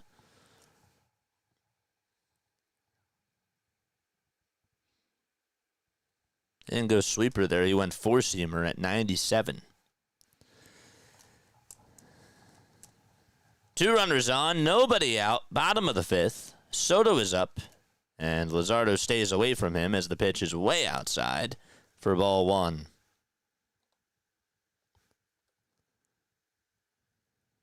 Let's give those runs right back, says Larry. Orion Kerkering is starting to get loose for Philadelphia. 1-0 pitch. Ground ball past the dive of Turner out to center field for a base hit. The runner around in third is going to come on in to score. The throw is high above JT's head, and so Lindor is going to go on over to third base, and Soto advances over to second.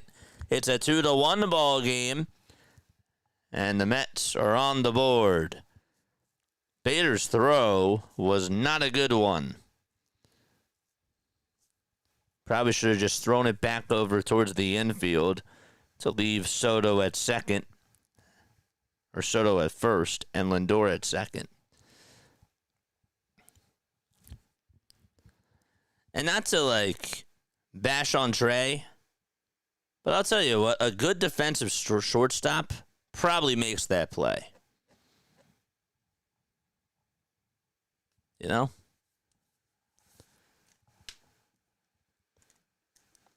Caleb Cotham is going to go out there just to talk things over with Luzardo and the rest of the infielders. 2-1 game, bottom of the 5th. 2 runners in scoring position. Even still, though, Bader's throw was way high. It went over JT's head, and he has to make a better decision there. 16 more subs till we get to 7,000.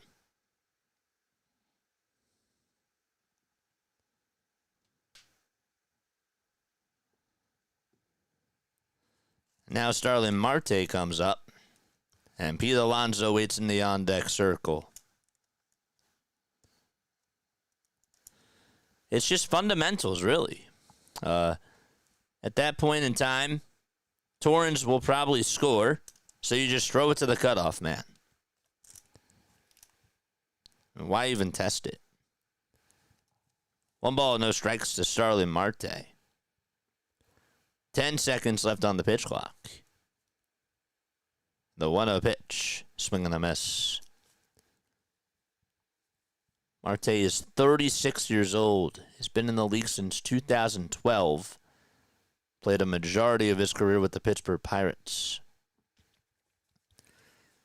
Here's the 1-1 pitch. That ball is sliced foul and out of play. 361 career stolen bases for Marte.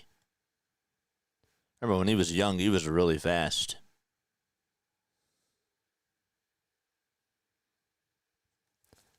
One ball, 2 strikes. And the pitch upstairs for ball 2.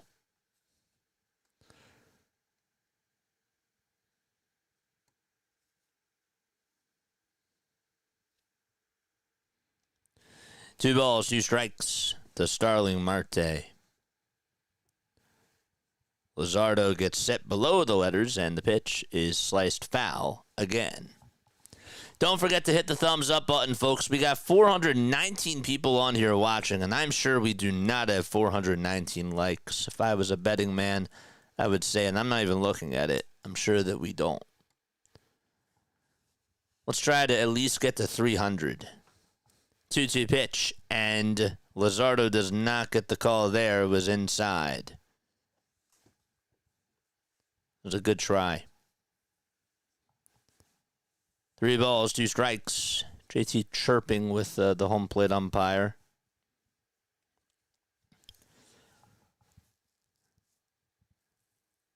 Luzardo with the payoff pitch, and that is taken inside for ball 4. Bases loaded, nobody out, and Pete Alonso is coming up. The good news is that a ground ball to the infield will get a double play. And Rob Thompson is going to have Orion Kirkering come on in to face Alonso in this spot. Nobody out, bases loaded, and we have ourselves a pitch and change. Okay. Alrighty.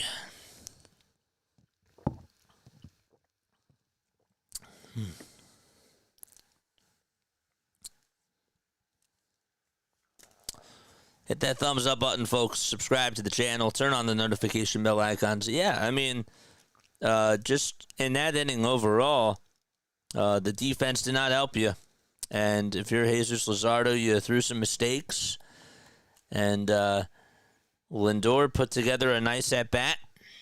I still wouldn't have given them a fastball there, down the middle, but Lindor just made good contact and, again, just was able to serve it out to center field. Didn't want to do too much with it, but the Mets have battled, and the Phillies, again, got to get runs off of Manaea.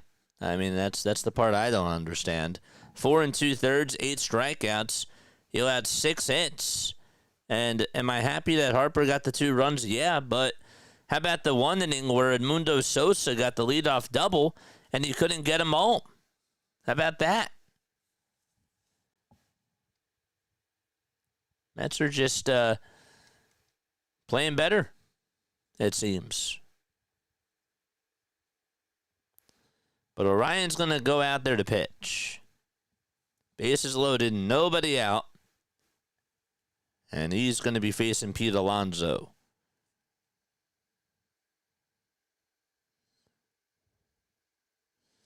After he was removed from the game, Jesus Luzardo shouted at home plate umpire Willie Traynor. Traynor ejected Luzardo, despite him already being out of the game. Here comes Alonso, and the first pitch is way off the plate for ball one. Orion Kirkering on the pitch for the Phillies, 2.92 earned run average for him.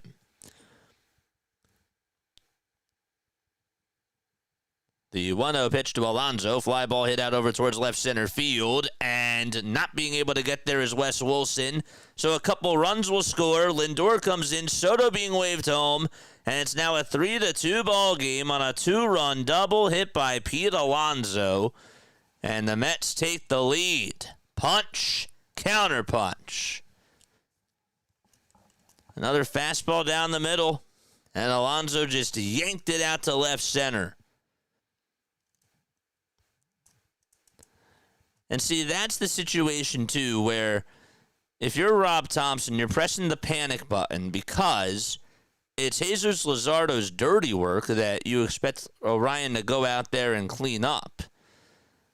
And just from a manager perspective, it's a head-scratcher because it's bases loaded with nobody out, and you're putting your pitcher in a position to fail. The pitch on the way, and that ball is fouled. He's up to now 105 RBI on the season, Alonso. The ball is one strike, and the pitch is down for a ball to Mark Vientos. 1 ball, 1 strike. Phillies down 3-2. Now Luzardo in line to get the loss. The pitch. Swing and a miss. He went around. Angel Rodriguez, thank you for the sub, my friend. Don't forget to hit the thumbs up button and subscribe. 15 subscribers away from 7K. 1 ball, 2 strikes to Vientos, and the pitch is just fouled off back towards the screen. Phillies had a 2-0 lead, and the Mets just got the lead thanks to a 2-run double from Pete Alonso and an RBI single from Juan Soto right before that. 1-2 pitch. Foul ball.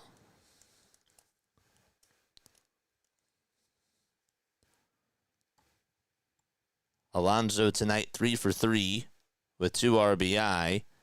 Harper 3 for 3 with 2 RBI as well. 1-2 pitch. Fouled off towards the first base side, and it will be a souvenir. We can do this. Let's go. We're at 158 likes. We got 398 people on here watching. Let's get to 300 likes.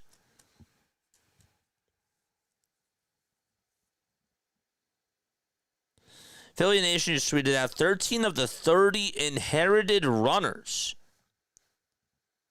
this year have scored.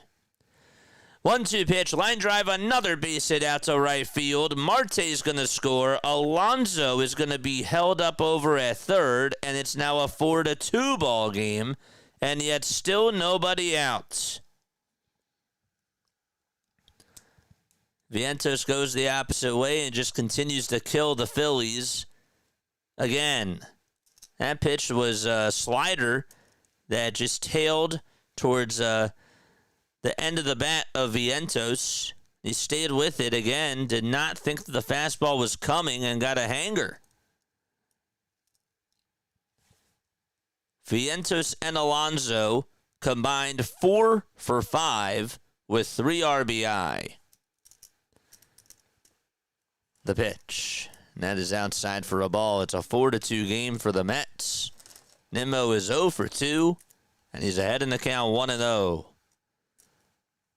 Nimmo has struck out and lined out. 1-0 pitch. Ground ball foul towards the first base side.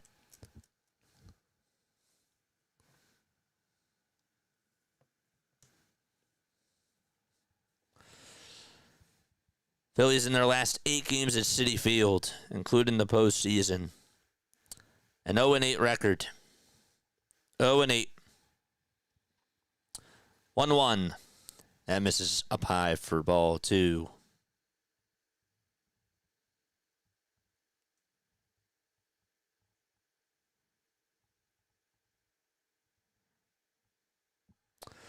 Two one pitch. Fly ball hit out over towards center field. This should be deep enough for Alonso to score. The catch is made. Alonso's tagging up. He's running towards the plate. The throw is cut off by Sosa. It's now a 5-2 ball game. New York up by 3. These Mets fans are on their feet, standing up. Alonso gets high fives in the dugout.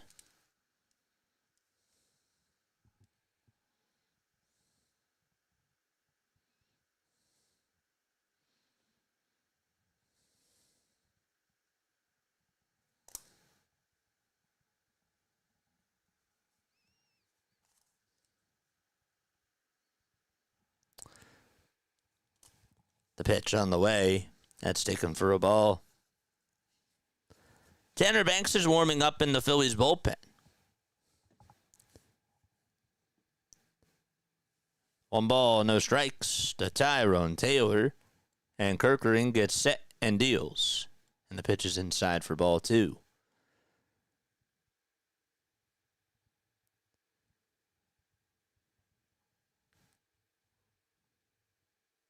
2-0 pitch. There's a strike called at the knees. And so the count is now 2-1. 7 hits for the Mets, including a total of 4 in this inning.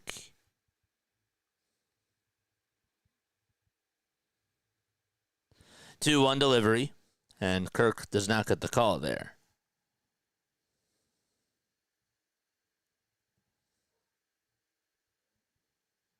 Twitter's going off. 3-1 offering, and there's a high fly ball hit out to deep left field. It's hooking foul, and it'll stay foul.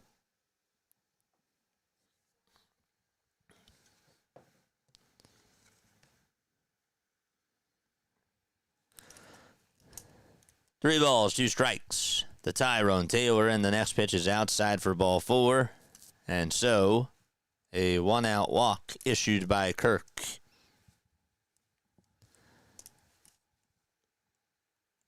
Maybe this would be a good time to, I don't know, just take a timeout and go over signs or something. I don't know. Here comes Jeff McNeil. He's 0 for 2, and he takes outside for ball 1. 1-0 is the count to McNeil.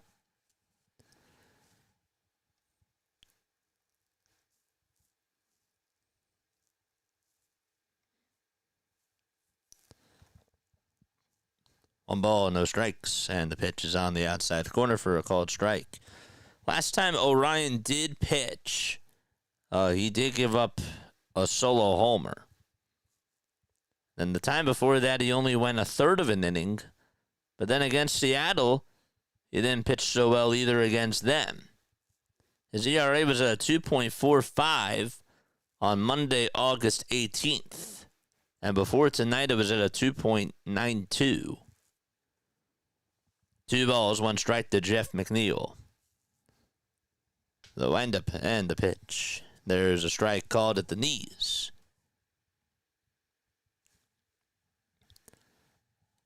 Hit that thumbs up button and hit that subscribe button as well. 2-2 on the way. Fouled back. This team.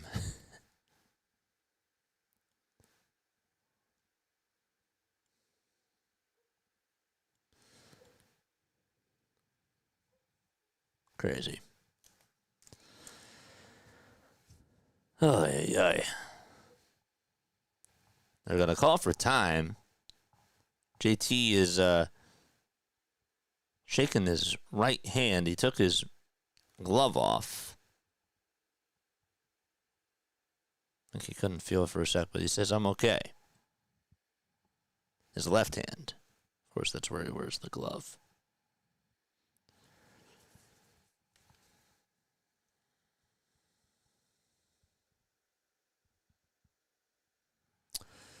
Two balls, 2 strikes. Kerkering with 24 pitches in this fifth inning.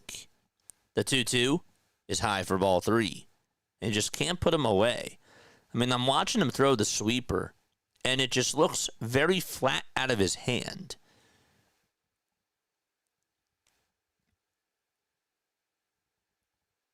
He's working up a sweat. And the payoff pitch, that was inside. Luckily enough, though, McNeil goes after it and rounds it over to first, and Harper gets to it. And there is out number 2. The runners do advance, though, and go over to second and third. Maybe that wasn't the best description there, but regardless, a ground out over to first base. They'll put Taylor at second. And they'll put Vientos at third. And now Luis Torrens comes up.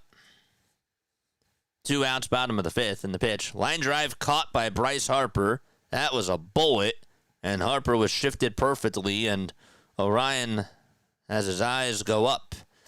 And he gets out of the inning somehow, some way, only leaving it as a 3-run deficit. The Mets put up 5 runs in the fifth inning, and we go to the sixth. Phillies trail 5-2. It's those types of things that just really bug me because, again, I don't know why McNeil would swing at that pitch. It was inside, okay? You got lucky there. You got it to roll over to first base.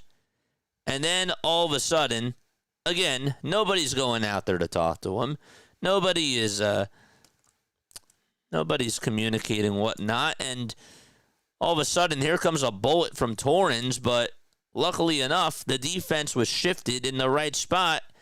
And it was a rocket that was hit over 105 miles per hour off the bat. And that could have been even worse. So, all right, Phillies are down in the hole. They're down by 3, and they trail 5-2. All right, hit that thumbs up button and subscribe to the channel. It's going to be a long night chat. But we appreciate each and every one of you for being on here. We do. That's baseball, in quotes. Can Romano go back-to-back games? Unfortunately, he's on the IL right now. Can I take a message?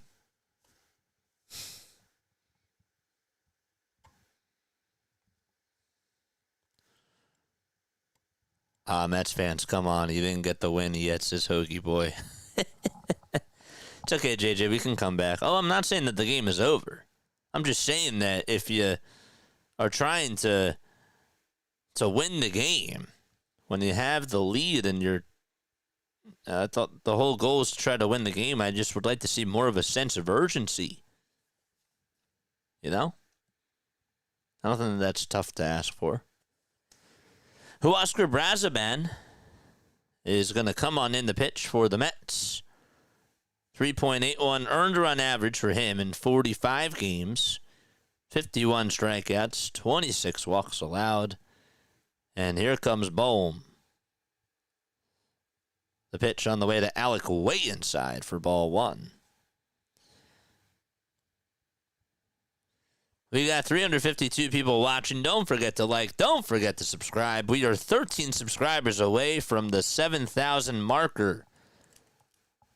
We need to get to 200 likes. 1-0 pitch. And there is a called strike. MLB YouTube already told me Dodgers will win it, and it will win it all anyhow. 1-1. That's chopped foul. Have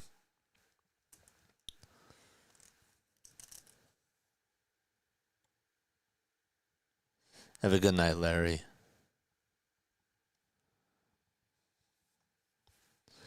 One-two pitch. Way inside for ball 2.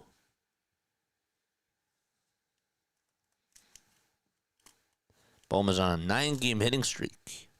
And during that time, his average is at .333. His 6 RBI, 3 extra base hits. The 2-2, and that sails outside for ball 3. By the way, the Yankees now lead at 5-1 against the Nats. Blue Jays are up 4-2, but the Twins trying to fight back. 3-2 pitch, and Bohm slaps a foul and out of play.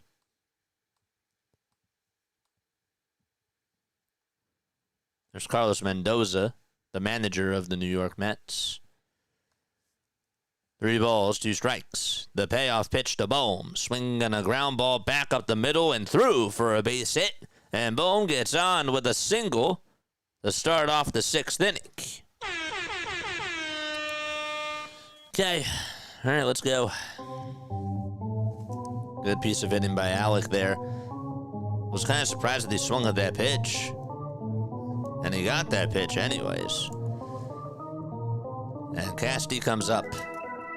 Charge! Now, to be honest with you, I would have been interested to see if the Phillies actually pinched hit for Castellanos. Thank you, Tony. First pitch to Nick, up high and inside for a ball. You have to provide analysis on this game. Rolling on the floor laughing brutal. Thank you, Tony. Thank you so much. That was very nice. 1-0 pitch. Outside and low for ball 2. And so the count is now 2-0 to Nick Castellanos. Jose Castillo is warming up in the New York Mets bullpen. 2 balls, no strikes. And time is called. Catcher Torrens is going to go out there, as well as Francisco Lindor, to talk to Brazoban.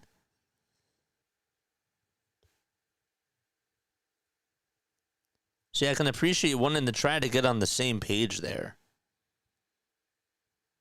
And when we look at the Phillies, I mean, they're not the only team that makes that mistake, too. Like, there's other teams that do that and just don't feel like that they have to take a visit there. But it's not always effective. 2-0 pitch to Nick, swing and a miss. Now, that pitch was way in the dirt. And Casty, for some reason, thought that it would be a good idea to chase after that.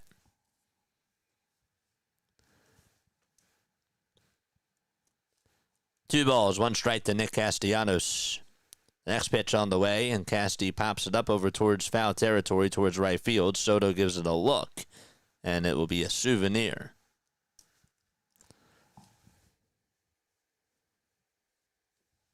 Two and two. Thanks again, Tony.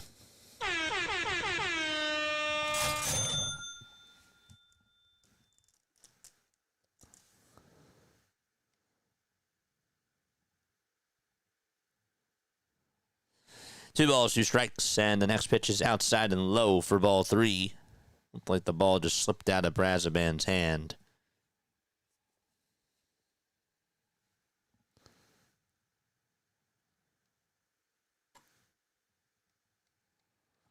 Three-two pitch, and Casty gets a piece of it and stays alive.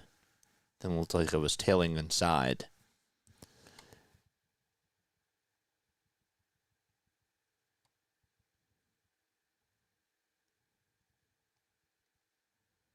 Three balls, 2 strikes.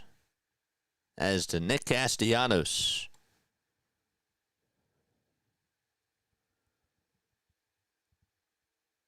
Brazoban gets set, belt high, kicks, deals, and Nick lines this one over to third, and it's caught by Mark Vientos. A leaping catch there. It was a bullet, and Nick Castellanos broke his bat, lined the ball right over to Vientos, who had to jump up and catch it, and that ball was hit pretty hard. Bat went a long ways, too. Casty clapped his hands. Just a nice defensive play there by Vientos. And Harrison Bader comes on up. Pitch to Harrison, and he swings and fouls off the first pitch. Just going to mention that Nick Castellanos this year only has 25 walks. The most walks that he's ever had in a season was 49. That was back in 2018. Pitch to Bader. Ground ball down the left field line. That's a fair ball. It's going all the way towards the corner. Nimmo goes all the way to it. And Bohm stops over at third base. And so Harrison Bader gets on with a one-out double. Bohm not fast enough to be able to score there, but Bader is in scoring position. And so the Phillies have 2 runners in scoring position just like that. That time Vientos was not playing towards the third base line, and Bader just was able to provide a bullet. And the tying run's coming up to the plate. Charge! The 16th double of the season for Harrison Bader, and a timeout taken. Jeremy Hefner is going to go out there to talk to Brazoban. And so Edmundo Sosa is coming up to the plate for Philadelphia.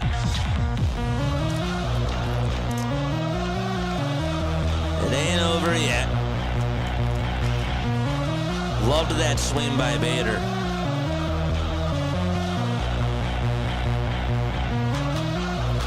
Let's go, Chet.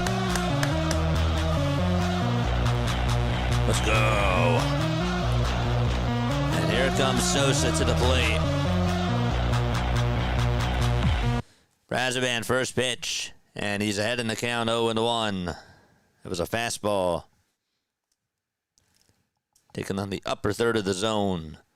No balls, 1 strike to Edmundo Sosa. He doubled back in the third. Here's the 0-1, and that misses down for ball 1. Brazoban went to his changeup there.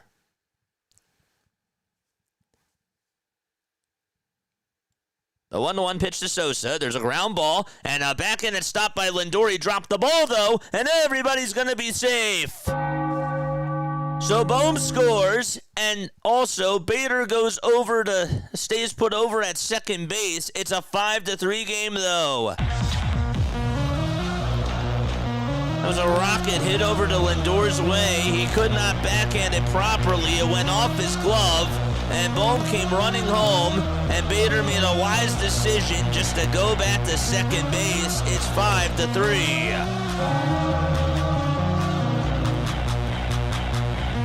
An RBI infield single. And now Wilson comes up. First pitch on the way, grounded foul towards the third base side at 97 miles per hour. Boy, do you love to see the Phillies attacking on offense. They seem to have woken up. No balls, 1 strike. Bader still at second. Here's the 0-1. Check swing. Did he go? And I think that they said yes. 31 RBI on the season for Edmundo Sosa. 5-3 Mets. 1 out, top of the 6th. The tying run's over at first. The go-ahead run is up at the plate. Brazoban kicks and fires and throws it down for ball 1. On deck is Trey Turner for the Philadelphia Phillies. Let's go, chat. Charge! 1-2 on the way to Wes Wilson. Ground ball hit over to third base. The throw over to second. There's 1, and that's all that they're going to get. So Sosa is out at second. Bader goes over to third, and it's 5-4 on the fielder's choice. And we'll flip the lineup card and go back to the top of the order.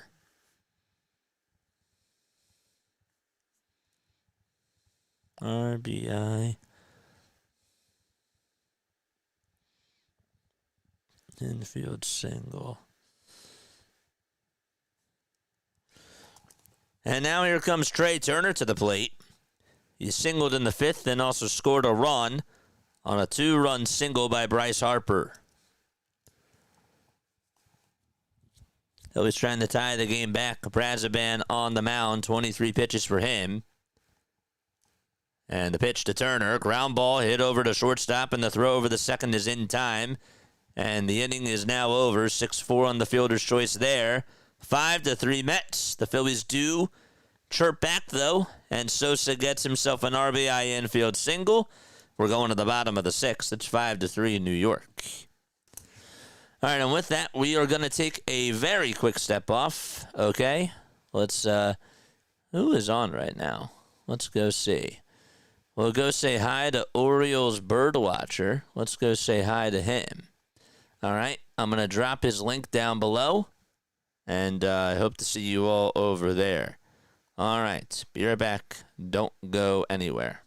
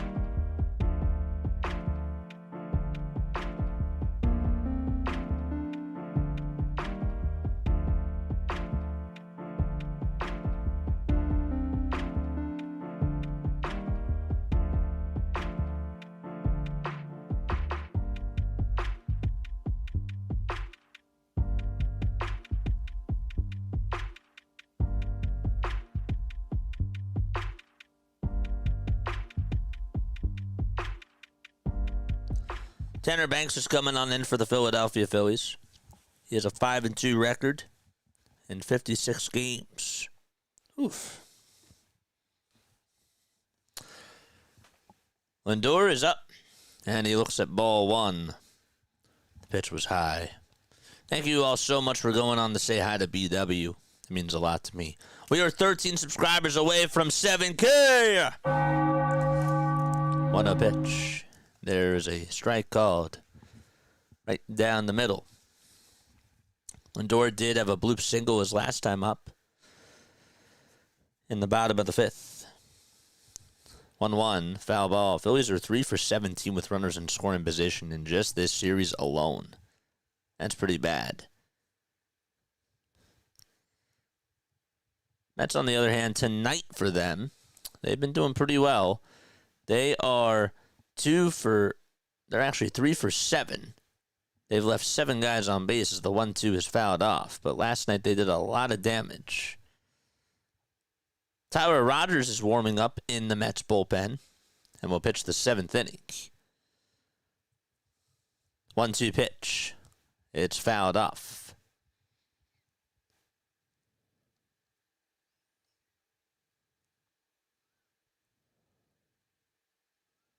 Last night, the Mets were 11 for 19 with runners in scoring position.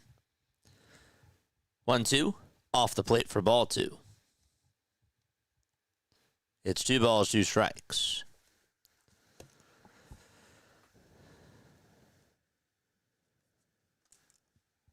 Two pitch, off the plate again for ball 3.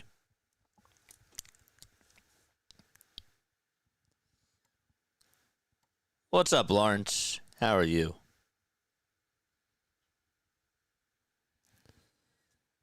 Three balls, 2 strikes, and the next pitch, and that got a piece of Lindor.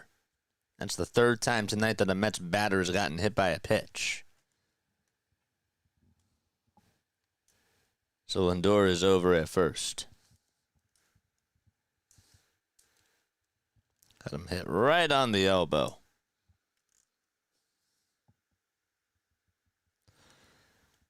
That's 1-all after Harper left. Talk amongst yourselves. Yeah, no, one player makes a difference, my friend. It's all Bryce Harper's fault.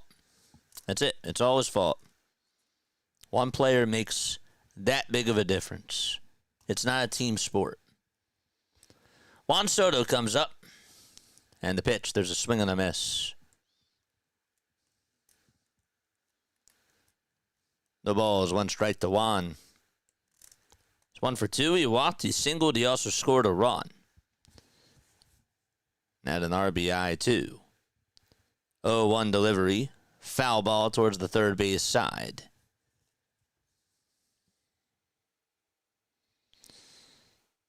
Ozzie Albies' second homer of the night. Caps off a 9-run ninth inning for the Atlanta Braves. It's pretty impressive. They lead it 11-2. 0-2 to Soto. That's outside and low for ball 1. 11 runs on 11 hits. If it makes you feel better, Phillies fans, the Marlins have 2 runs on 10 hits. 1-2. That's outside for ball 2. Sandy Alcantara went 7 innings and only allowed 2 earned runs. Struck out 7 batters. Banks kicks and deals, and Soto pops it up over towards shallow right field, and Sosa dances around, goes over towards his right side, waits for it, and makes the grab by the letters for out number 1. So finally 1 gone in the bottom of the 6th. Phillies just trying to keep it to a 2-run deficit before Kyle Schwarber comes up to lead off the 7th inning. And now Starlin Marte is going to come on up, and he will bloop this one out over towards the right side. Sosa's there, though, and will make the throw over to first in plenty of time. So it bounced in front of Edmundo Sosa, and it allowed Lindor to go over to second. There wouldn't have been a play to get him. Good play there, though, by Edmundo. Got the glove down, got it into the heel of the glove, and then put it into his throwing hand. Made a shuffle pass over to first. Was able to get the easy out. Now Pete Alonso comes up. Lindor now over at third base as he stole third. The ball is 1 strike. Mets trying to get that run back. Alonso 3 for 3. 0-1 and misses inside for ball 1. Hit that thumbs up button, subscribe to the channel. We did not get to the 200 like marker just yet. Let's do that. We're at 182. 1-1 pitch. There's up high for ball 2.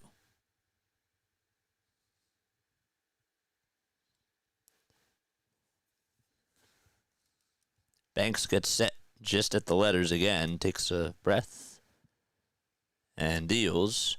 And Alonso flies this one out towards right field. Castellanos says he has it, and he does, and the catch is made, and the inning is over. So no runs, just 1 base runner left, and Banks does his job, and Schwarber will lead off the 7th inning. There'll be 2, 3, and 4 due up in the Phillies lineup. And they'll be back. Alex Vesia just got placed on the IL. Oof. They reinstated Blake Snell from the paternity list and placed Vesia on the IL for the Dodgers.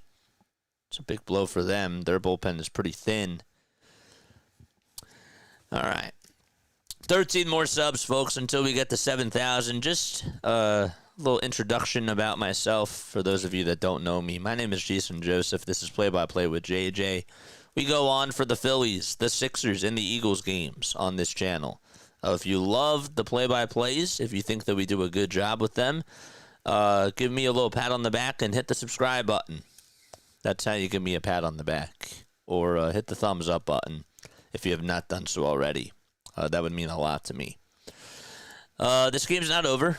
This game is not over, but the Phillies are going to have to try to make some noise, and I think that the best case scenario for them is just to do that here in the 7th inning. I think that this is their best opportunity that they're going to have throughout the rest of the game for them to get back in this game.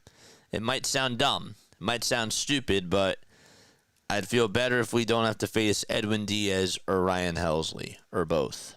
I know Helsley has been struggling, but even still, I want us to be able to not have to face their quote-unquote top pitchers. So, again, so far it's been disappointing for sure, but you got a game to win, and you got to stay locked in. You just have to. You have to stay locked in. You got to play all 27 outs, even if it's not a pretty game. So, Minaya, 4 2/3 today, 8 strikeouts. You didn't do your job against him, and he didn't get runs on the board. He allowed 2 inherited runs, really. The pitcher that came on in for him allowed 2 inherited runs on the 2-run single by Bryce. But got to go out there and try to tie this game up. That's the mindset right now. Tyler Rogers will pitch. He's 4-4 on the season with an ERA of less than 2. Pitch to Schwarber, ground ball it sharply over towards the first base side, and Alonso picks it up and jogs over to first to get the easy out.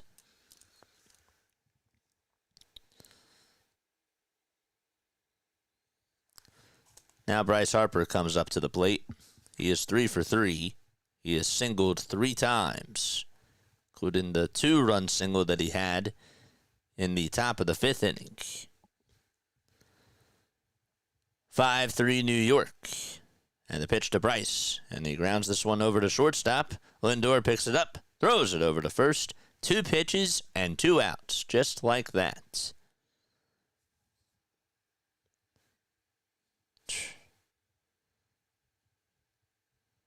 I mean, they're not taking pitches. They're not holding the bat on the shoulders sometimes. Now here comes JT to the plate.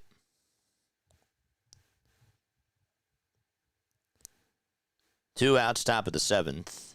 And Real Muto, who is hitless in 3 at-bats, is due up. Matt Strahm is warming up in the Phillies bullpen and will pitch the bottom of the 7th inning.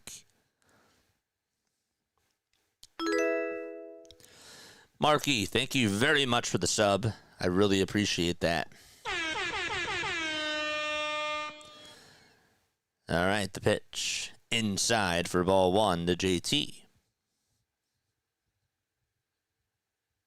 JT has struck out 3 times today. The 1-0, that's down and in for ball 2.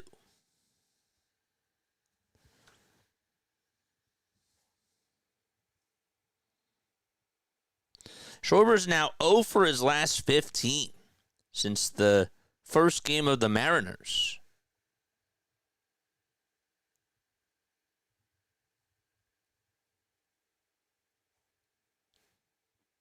The final game of the Mariners series.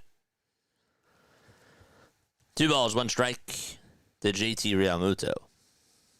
2-1 pitch. That's called a strike. Looked a little bit inside. Tyler Rogers against the Phillies is the best pitcher in baseball, says Luke Arcani.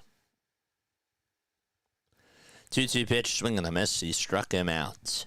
We're going to go to the bottom of the 7th inning, 5-3 Mets. And the Mets are coming back up. All right, I'm going to ask you a Phillies trivia question. And if you get it right, you will hear this. If you get it wrong, you will hear this. Okay. Hold up 1 second.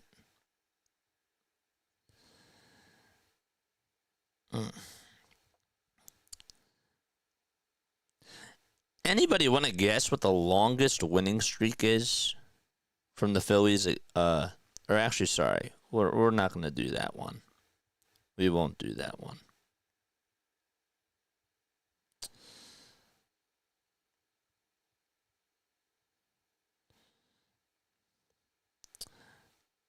We'll do this one. We'll do this one.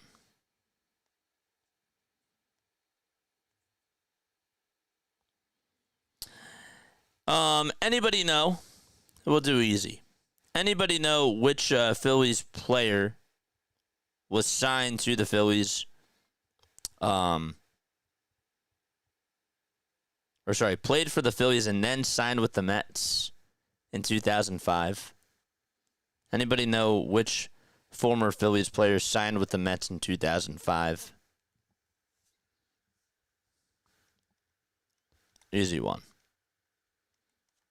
We'll do an easy one tonight.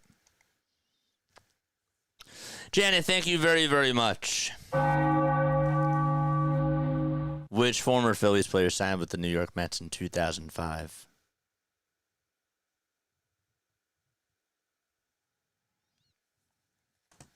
Anybody? Anybody want to guess? Former Phillies player that signed with the New York Mets in 2005. Anybody? Anybody?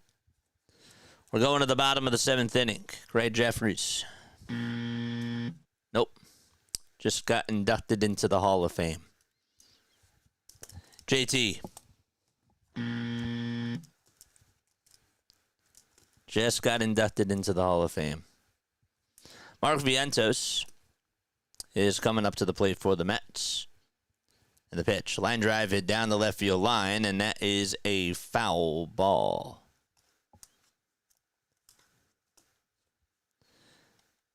Hernandez? No. He's a Hall of Famer. He just got inducted into the Hall of Fame. Played with the Phillies and then signed with the Mets in 2005. Not Pedro. Ibanez. Nope. Bottom of the 7th. No balls, 1 strike. That's to Mark Vientos. Strom gets set at the letters and deals. And the pitch is fouled away. Billy Wagner. Yeah, Billy Wagner. Nobody remembers Billy Wagner? Yeah, Billy Wagner. That's right. There we go. Took you guys a little bit. But you got it. 0-2. And that's down for a ball. Wasn't really the best one on my end, though. We got to 200 likes. Let's go. We'll take it. Thank you so much. The 1-2 from Strom. That ball was lined foul. Yeah, we don't like Billy Wagner around here. Well, it was a trivia question, my friend. I don't care if you like him or not. 1 ball, 2 strikes. Here's the 1-2, swing and a miss. And so there's 1 out in the bottom of the 7th inning.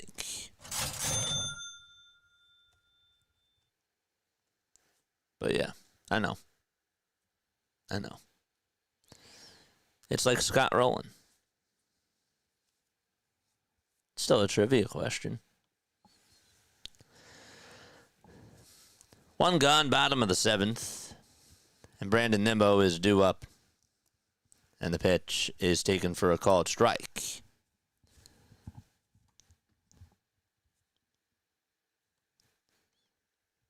$11 more subs till we get to 7,000. Let's go. The ball is 1 strike. 0-1 pitch is up high for a ball.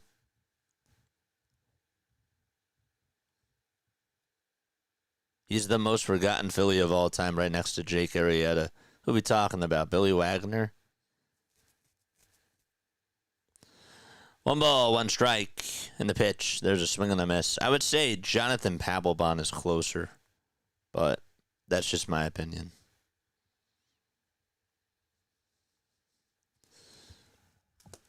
One ball, 2 strikes. Strom gets set at the letters, kicks, fires, and it's outside for ball 2.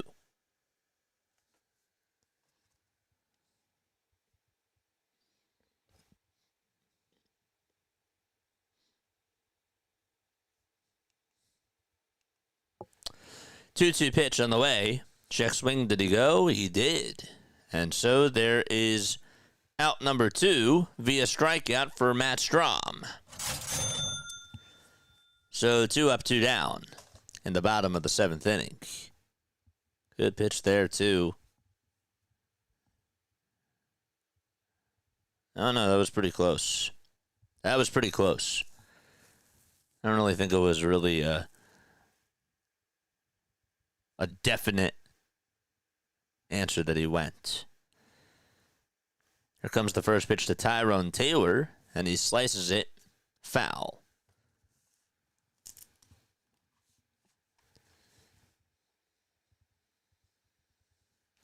No balls, 1 strike. Strom gets set at the belt. Now at the letters. Kicks, deals. 0-1 pitch, he went around. No appeal needed. Pitch was sailing into the dirt. The count is 0-2.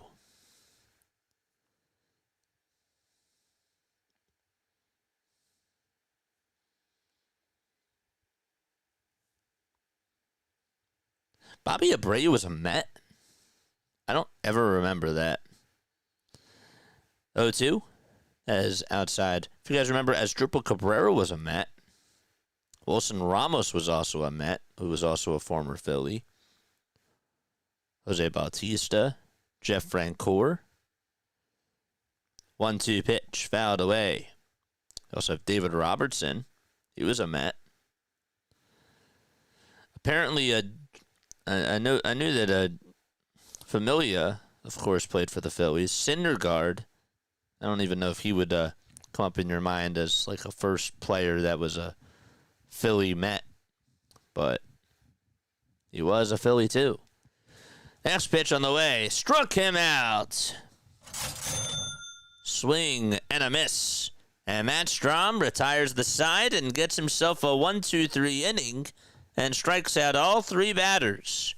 We're going to go to the top of the 8th inning. Phillies still trail by 2 to the Mets.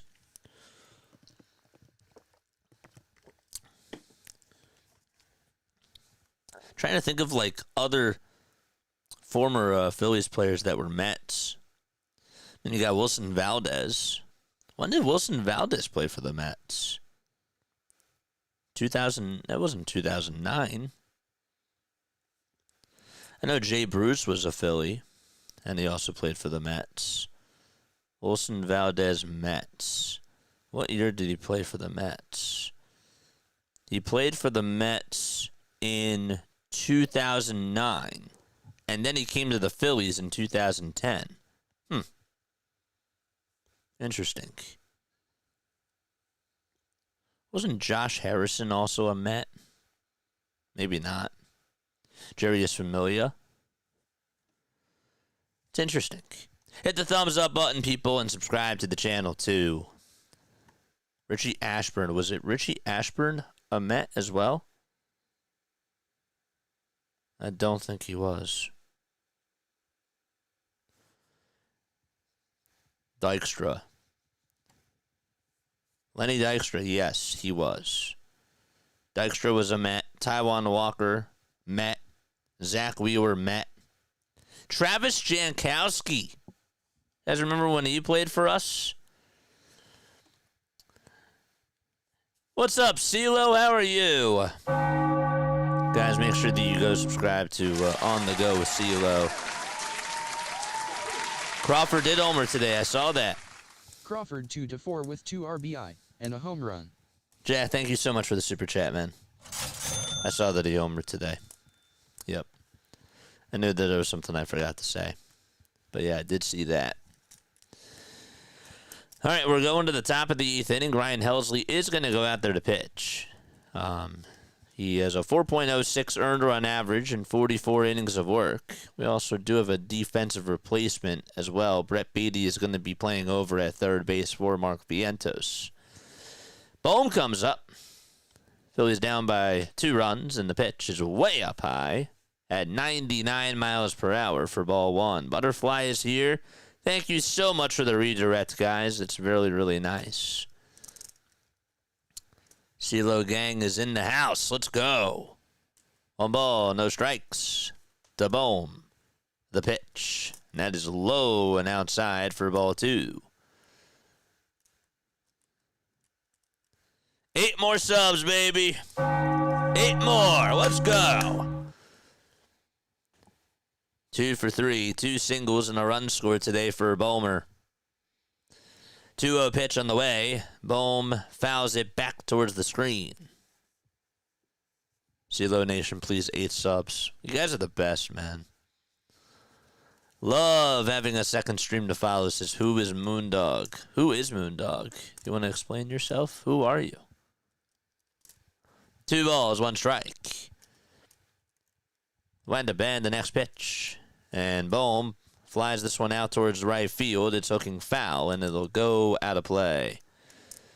Larry Bowa played 14 games with the Mets in 1985. Ashburn was a Met in the 62 season. I did not know that.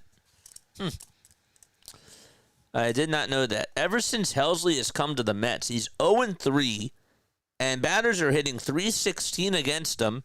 His ERA has been at an 8.64. Unbelievable. 2-2 pitch, and Bohm gets a piece of it and stays alive. That pitch was at 101 down the middle.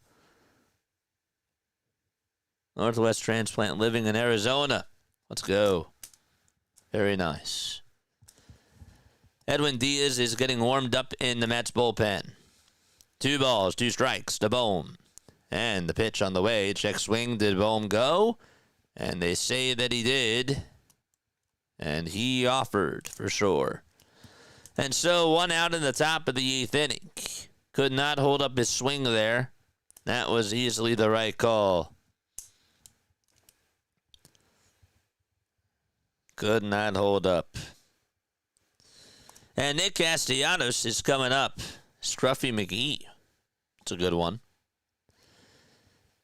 Casty is up at the plate. Pitch number 1, swing and a miss on a slider that was in the dirt. I mean, he's chasing after everything. It's like he's giving away at-bats. No balls, 1 strike.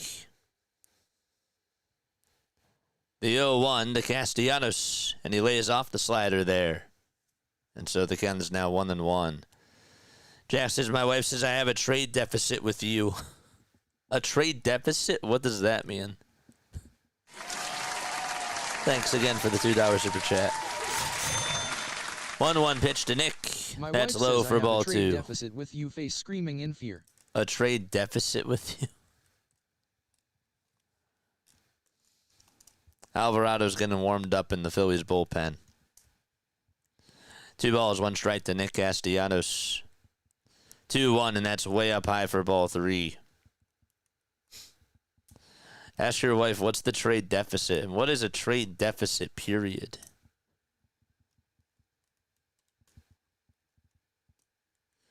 Three balls, 1 strike. The 3-1 offering, swinging a miss on a fastball at 98, and he was late on it. The count is now full.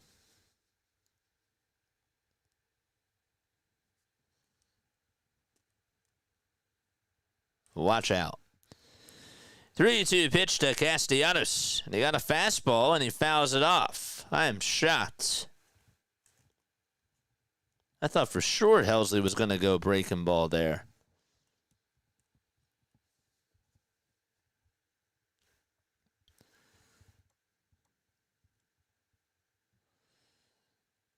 After the game is done, we'll have a post-game show, and you can call on in. 610-314-0844. 3-2 pitch to Castellanos, and he stays alive. Fouls off another fastball that was on the outside corner. Bader waits in the on-deck circle. So 3 sliders and 4 four-seamers in this at-bat thrown by Helsley. The payoff pitch to Castellanos, and he takes it down low and outside for ball 4. Gotta give him credit for taking that pitch. And he did. He took it and was able to win the battle there, and the tying run is coming up to the plate for Philadelphia.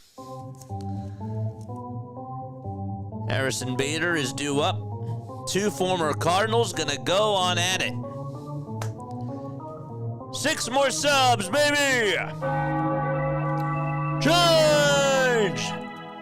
Bader doubled his last time up, and he takes high for ball 1 at 96. He is 2 for 3 with a single and a double. 1 ball, no strikes to Harrison Bader.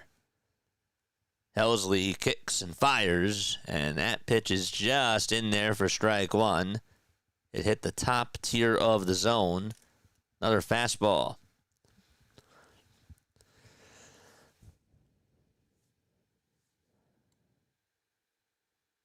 The 1-1 to Bader, and he looks at the slider that's in there for strike two.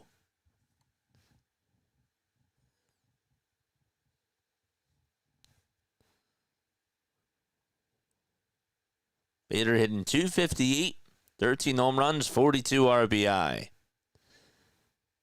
The 1-2 to Bader, and he pops it up right behind home plate. Will it get out of play is the question, and it will. Goes into the fourth row.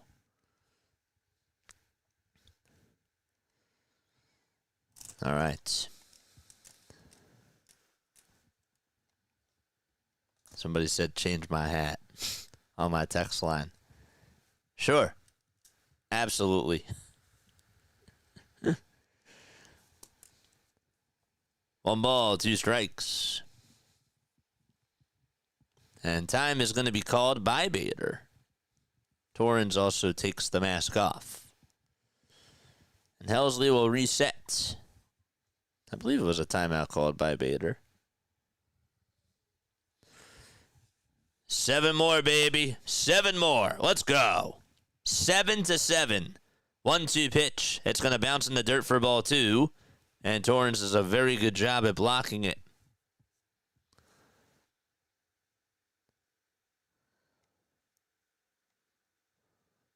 Trade deficit means you give more than you are getting.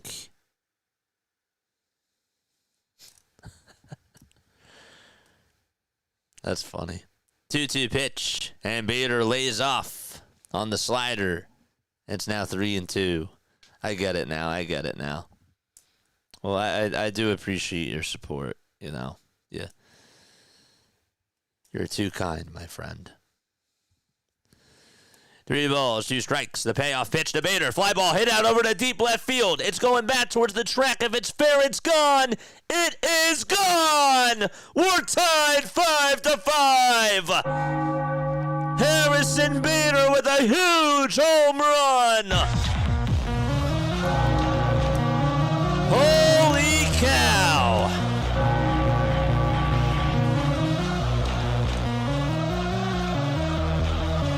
And the Mets fans are silenced.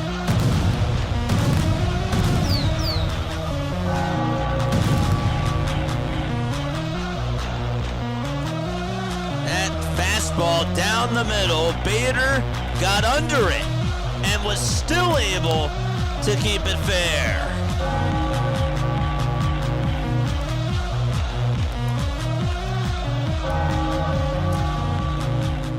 That is unbelievable. Oh, I guess he made up for the air out in center field. 5-5, top of the 8th inning. The Phillies have life. They're breathing.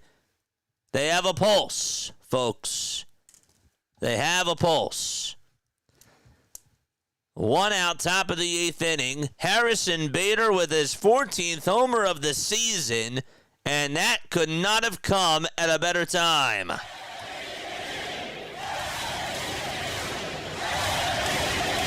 Timeout taken on the mound.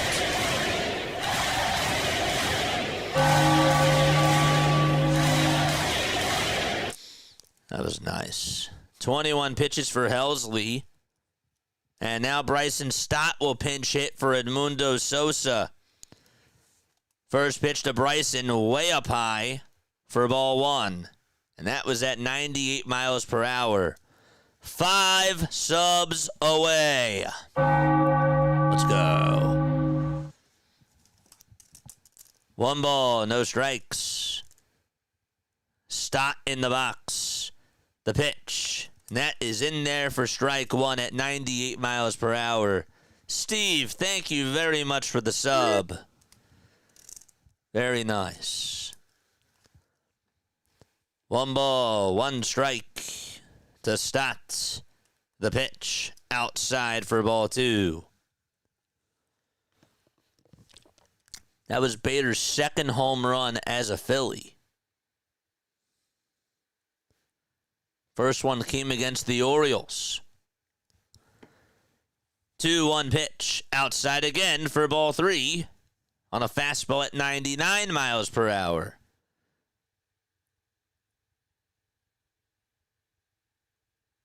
Bader's average in August before that home run was at 255.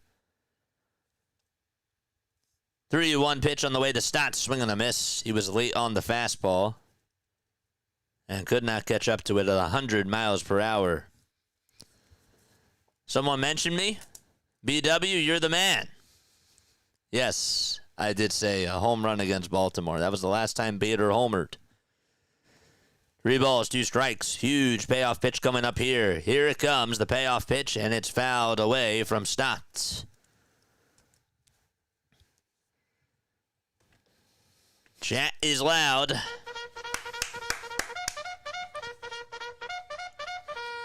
Charge! 3 balls, 2 strikes. The payoff pitch to Stott, up high for ball 4. And so the go-ahead runs over at first. And Carlos Mendoza will pull the plug on Ryan Helsley.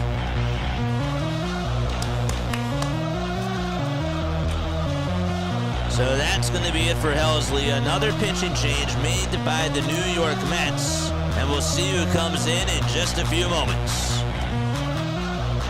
Let's go. This is the most loud we've been tonight. Okay. So Stott walked, and Wes Wilson is due up next. 5 more subs. Let's go. I'll tell you what, I hate to be this guy, but I was really scared that Castellanos was going to get out and that he was going to get a breaking ball and he was going to chase after it. He did not do that. That was not in my bingo cards, as well as the 2-run homer either. But, man, that felt good. It really did. Now we got to get the lead. We got to get that lead and then put in Alvarado with the lead and hopefully Duran for the bottom of the 9th. That would be awesome. What a game.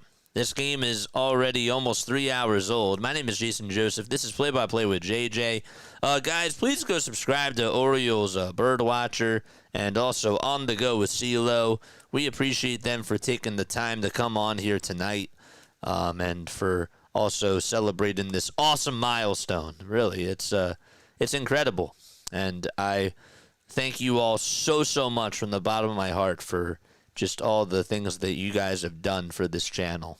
Without you guys, we're not here. And I'm just hoping that we can all continue to grow together and, you know, continue to celebrate each other's milestones. I love that. All right. So Stott is over at first. 1 out.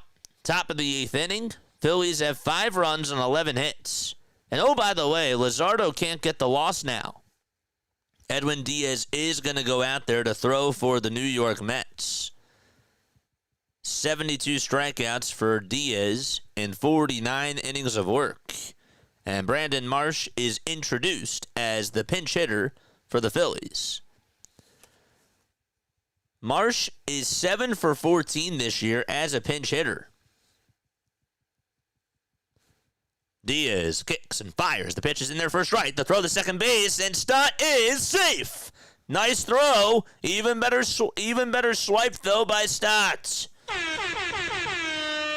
You knew he was going to run on the first pitch. Harper got gunned out by Torrens earlier in the game on a nice throw. That throw was good, too. And Stott able to get his right hand in there, avoid the tag, and be able to stay on second base, diving in there head first. Here's the 0-1 pitch, and that's in there for strike 2. That's huge. No balls, 2 strikes to Brandon Marsh. 108 games for him this year and a 260 average, as well as 7 home runs. 0-2 pitch, down for ball 1. 3 pitches for Edwin Diaz. 1-2 is the count.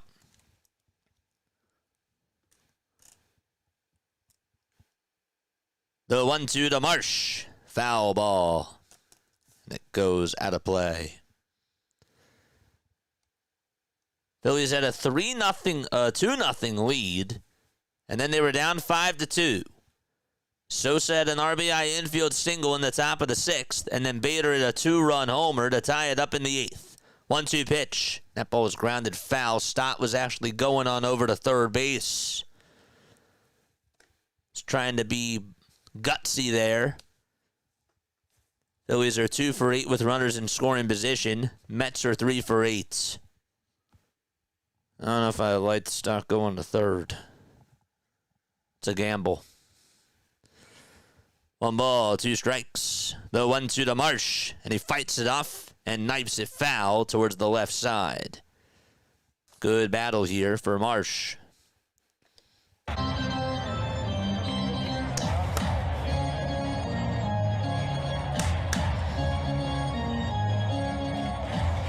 What's up, Kyler? Kyler's here. What's going on? 1-2 to Marsh. He flies this one out to right field. It's looking foul, and it'll be a souvenir. Hello? I'm muted. Am I muted? I'm not muted, am I? Mark, it's probably on your end.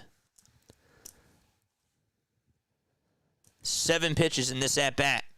Here's the 1-2 to Marsh. Swing and a miss. He went after a slider that was in the dirt. And so there is out number 2. 3 more. Let's go. Nice. All right, good. Not muted. Thank gosh. You are not muted. No, you're not muted. Good. All right. 2 more. Let's go. Turner's up at the plate. The first pitch is in there for a strike. Stock goes over to third. Nobody was covering the bag. And he's now at third base. He's 90 feet away from scoring. 0-1 to Turner. Swing and a miss. Got a slider right down the pike. Ay. No balls, 2 strikes. 1 more. Oh, come on. This would be wild timing. No balls, 2 strikes. 0-2 to Turner. Down for a ball.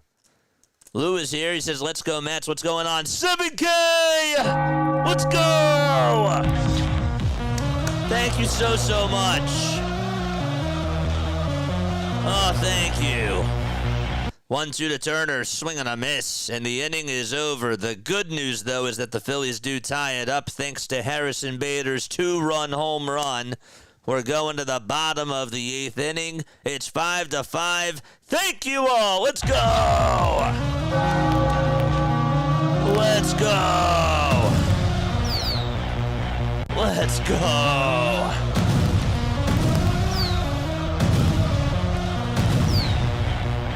Drop the confetti. Thank you. Woo. Oh, let's go. It says we're back at 69.99. We're still celebrating.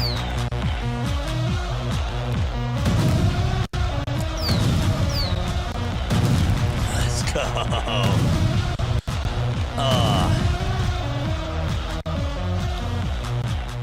Thank you so much. I really appreciate that.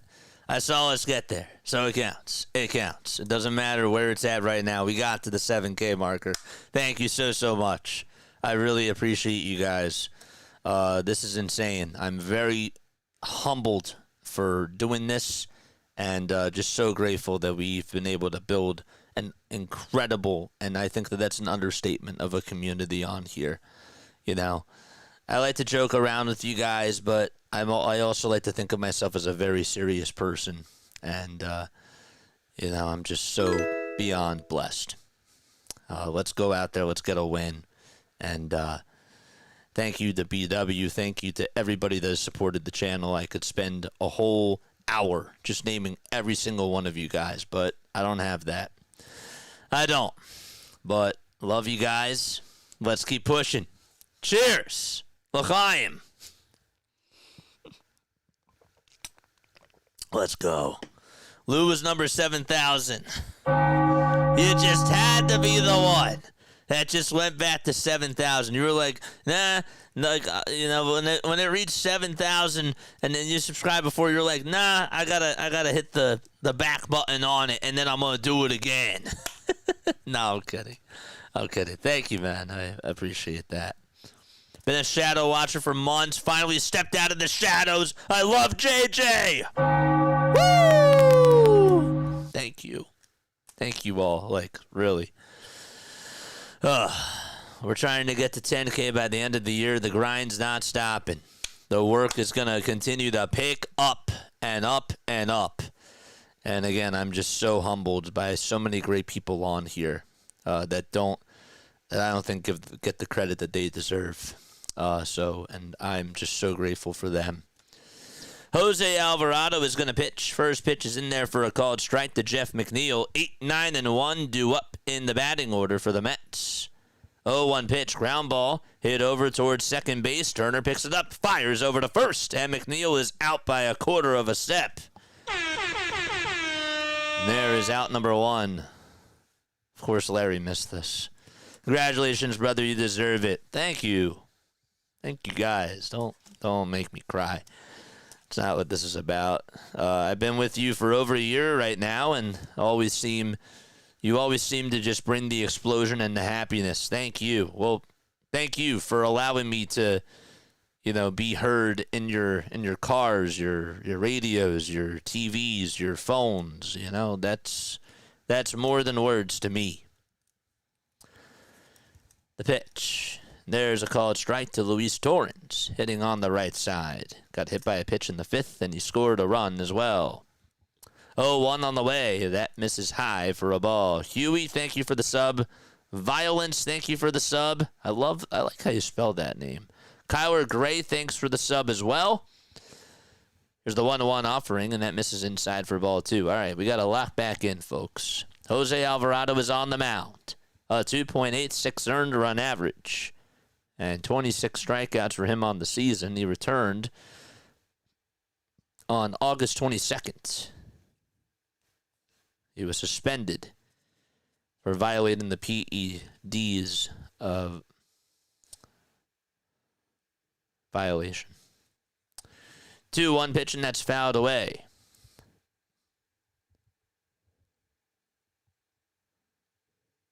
2-2, fouled off. I can't speak. Thank you all. I love you guys too. Let's go. Let's go. Oh, man. Let's go. Bottom of the eighth. Come on, we got to get a win here. Got to get a win. 2 balls, 2 strikes. 1 out. Bottom of the eighth inning. Alvarado kicks and fires. The pitch. Swing and a miss. He struck him out. Alvarado with a nasty slider that goes into the dirt, and there is out number 2. Another big strikeout there from Jose Filthy Alvarado. Let's go. So there is 2 outs in the bottom of the 8th inning. Nobody on. And the next man up is Francisco Lindor. Power versus power. Lindor 1 for 3. 2 outs. Bottom of the 8th. The pitch. Way inside for a ball. And it's 1 ball, no strikes to Lindor. 25 homers for him. 72 RBI. He singled, got hit by a pitch, scored a run, and stole a bag. The 1-0 pitch, 100 miles per hour on the upper tier of the zone, and that's taken for a called strike. 1 ball, 1 strike to Francisco Lindor. Alvarado not wasting any time, and the 1-1 is inside for ball 2. Again, reaching triple digits. 10 seconds left on the pitch clock. Alvarado is firing gas. The 2-1 offering. Swing and a fly ball hit out to right center field, and that's going to drop in for a base hit as Bader plays it on a hop. His hat came flying off. And Lindor able to fight off a single out to center field.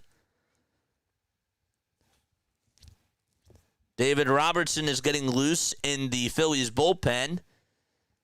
And Juan Soto is coming up to the plate. It's a big-time spot for him right here. Continue to like and subscribe to the channel. And again, thank you so much for helping us get to 7,000 subscribers. The pitch to Soto. There's a fastball taken right down Broad Street for strike one at 98. Soto has walked, singled, scored a run, and he has an RBI as well. No balls, one strike. Alvarado deals from the stretch, and the pitch is low for ball one.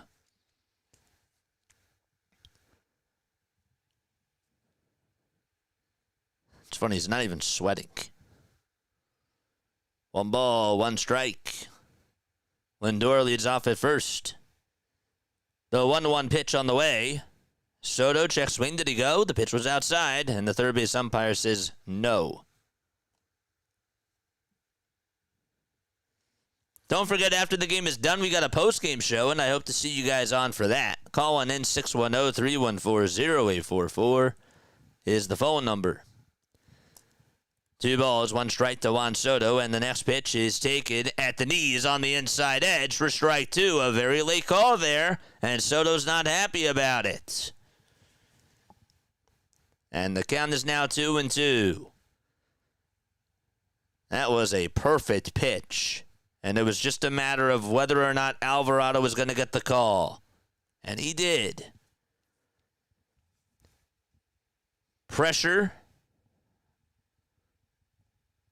in a high leverage spot. 2 balls, 2 strikes. Power versus power. Lefty versus lefty. The 2-2 pitch inside for ball 3 at 99 miles per hour. Starling Marte waits in the on-deck circle.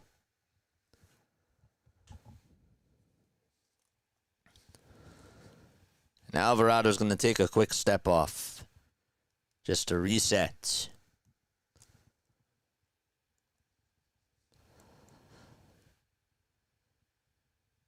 Five to 5, bottom of the 8th, 2 outs. And the payoff pitch to Soto on the way. Strike 3 called. 100 miles per hour at the knees. Welcome back, Jose Alvarado. And we are going to the 9th inning. We're still tied 5 to 5. There's a lot of baseball left. And we'll see if the Phillies can get over the hump. He was looking at that fastball, and as soon as that pitch was thrown at the knees, he went back to the dugout with anger on his face. Let's go. That was awesome. Let's go, Alvarado. That is beautiful. Grab some pine, Soto.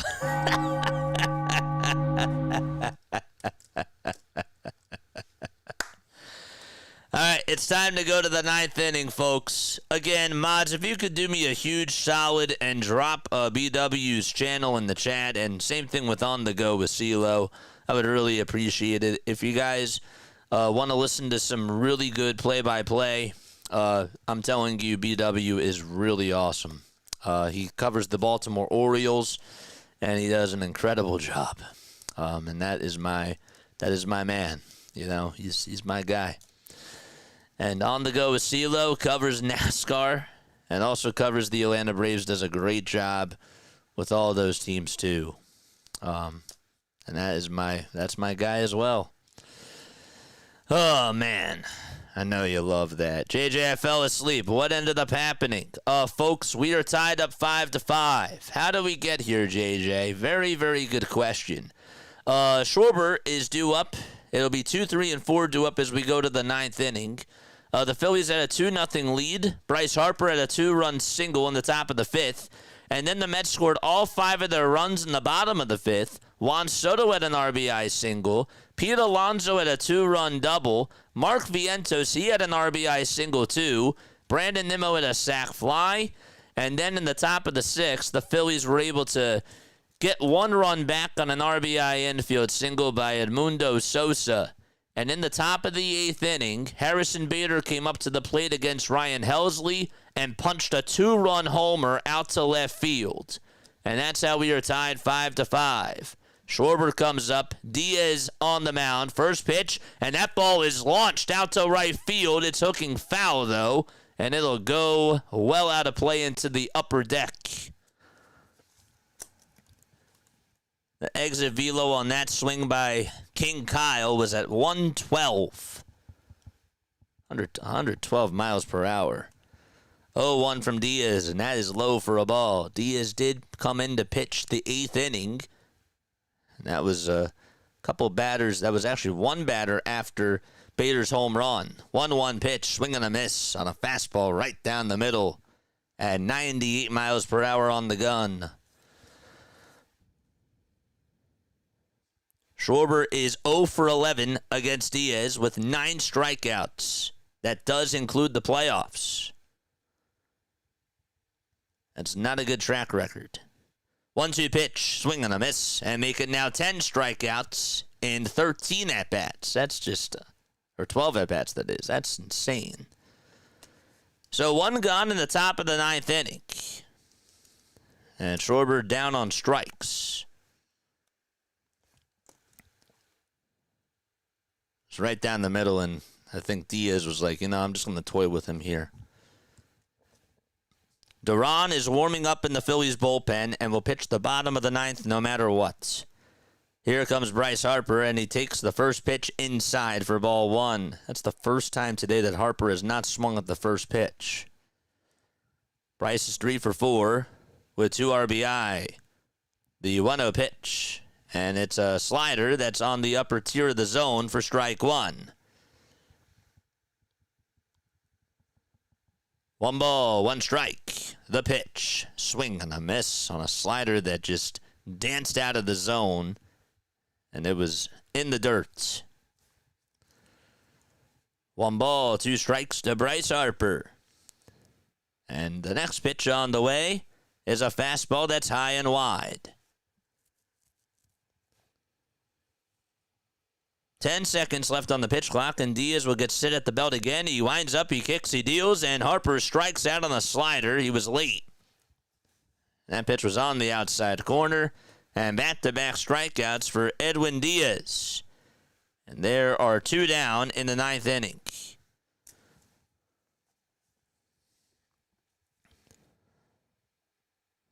Just could not catch up to the slider there. 2 away, top of the 9th. JT is up. The first pitch to JT, and he fights off a ground ball hit over to first base. Diaz catches the throw from Alonso, and Diaz wins the race to the bag, and the inning is over. That was a little bit of a bizarre play. Alonso had to throw it pretty quickly, and Diaz caught it. It was actually just perfect, because if that was just 1 more inch away from Diaz, that ball would have gotten by him. We're going to go to the bottom of the 9th inning. Phillies go down in order 1, 2, 3. And the Mets are going to try to walk it off. But Duran is going to come on in for the Philadelphia Phillies. Okay. Bottom of the 9th. Bottom of the 9th coming up. We are tied 5-5. Phillies pitching, trying to help go into extra innings. Diaz works his magic. I guess so. After the game is done, guys, make sure that you come on for the Phillies post-game show here on Play-by-Play with JJ. We'll recap the whole game. We'll give you our whole entire thoughts. And, yep. All right. So we're going to the bottom of the 9th inning. You guys are the best. And, again, thank you all so much for helping us get to 7,000 subscribers. I'm so humbled. I can't say that enough. And I want to continue to work hard for you guys and just continue to push out more content, and reach our goal by the end of the year of 10K. I'm going to do whatever it takes, but I'm so grateful for each and every one of you. And that's coming from the heart. That's coming truly from the heart. So let's go to the bottom of the ninth inning, shall we? Let's do it. Marte, Alonso, and Beatty are all coming up for the New York Mets. Marte 0 for 3, Alonso 3 for 4, and Beatty does not have an at-bat. Duran, since joining the Phillies, a 1.17 ERA, 9 strikeouts in 9 games, in 7.2 innings of work. It's been very solid. Just had a shaky outing against the Washington Nationals. Really, we could say 2 shaky outings, but he got 1 save after he blew a save the night before. All right, this is what you paid Duran for. Let's see if he can come through here. Marte is up at the plate, and he will lead off the bottom of the ninth inning for the Mets.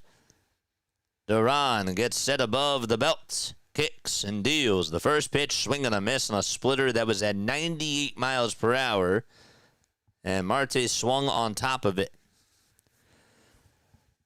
The ball is 1 strike.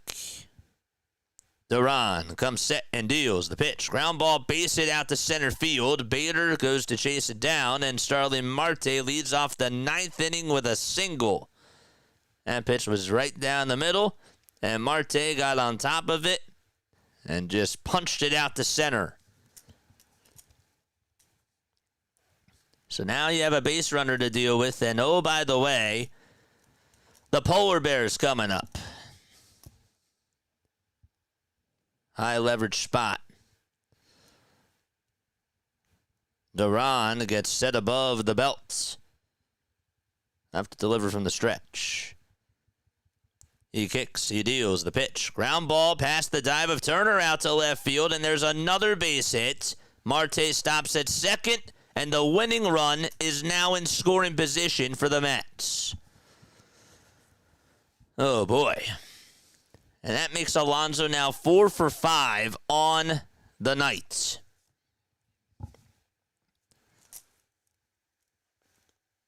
Another pitch down the middle. Didn't want to go outside. Didn't want to test Alonso there. And Brett Beatty is coming on up. So Marte is at second. Alonso is at first. The run that matters, of course, is over at second base. And Brett Beatty is coming on up to play, or to hit, for the Mets. Duran gets set above the belt. He kicks, he deals, and the first pitch is up high at 101. 1 ball, no strikes.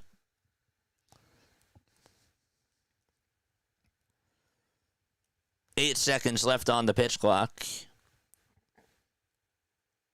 The next pitch on the way, that is swung on and missed at 102 on the gun.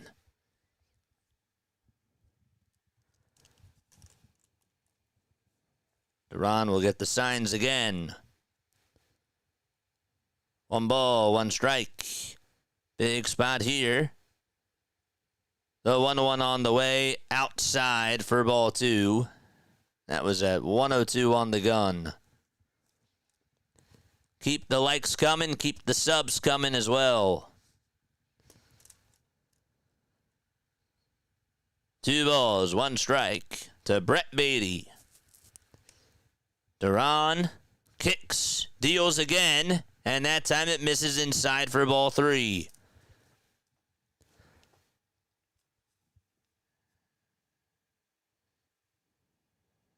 That was just inside. Could not get it in the spot. The 3-1 pitch on the way. Swing and a miss. Again at 102, and Beatty could not catch up to that one either.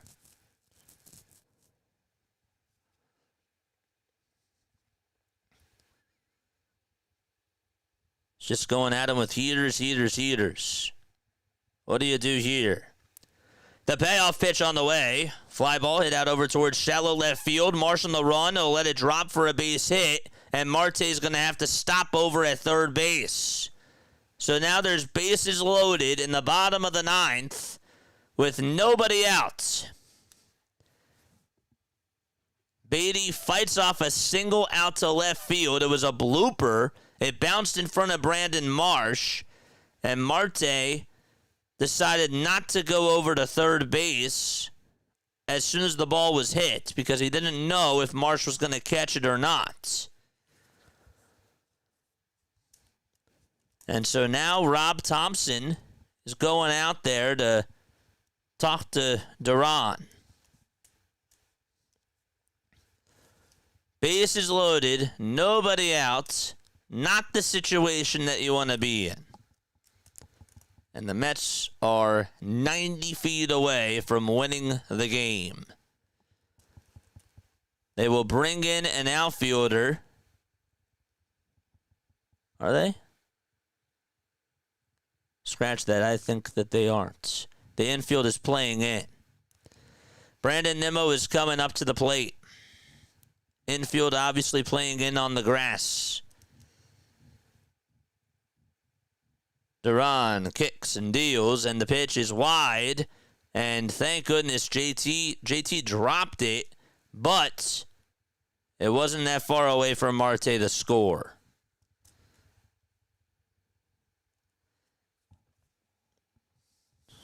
Gosh. 1 ball, no strikes.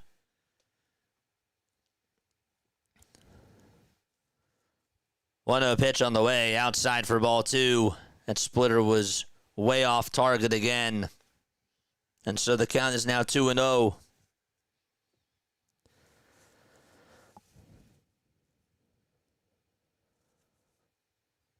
Two balls, no strikes.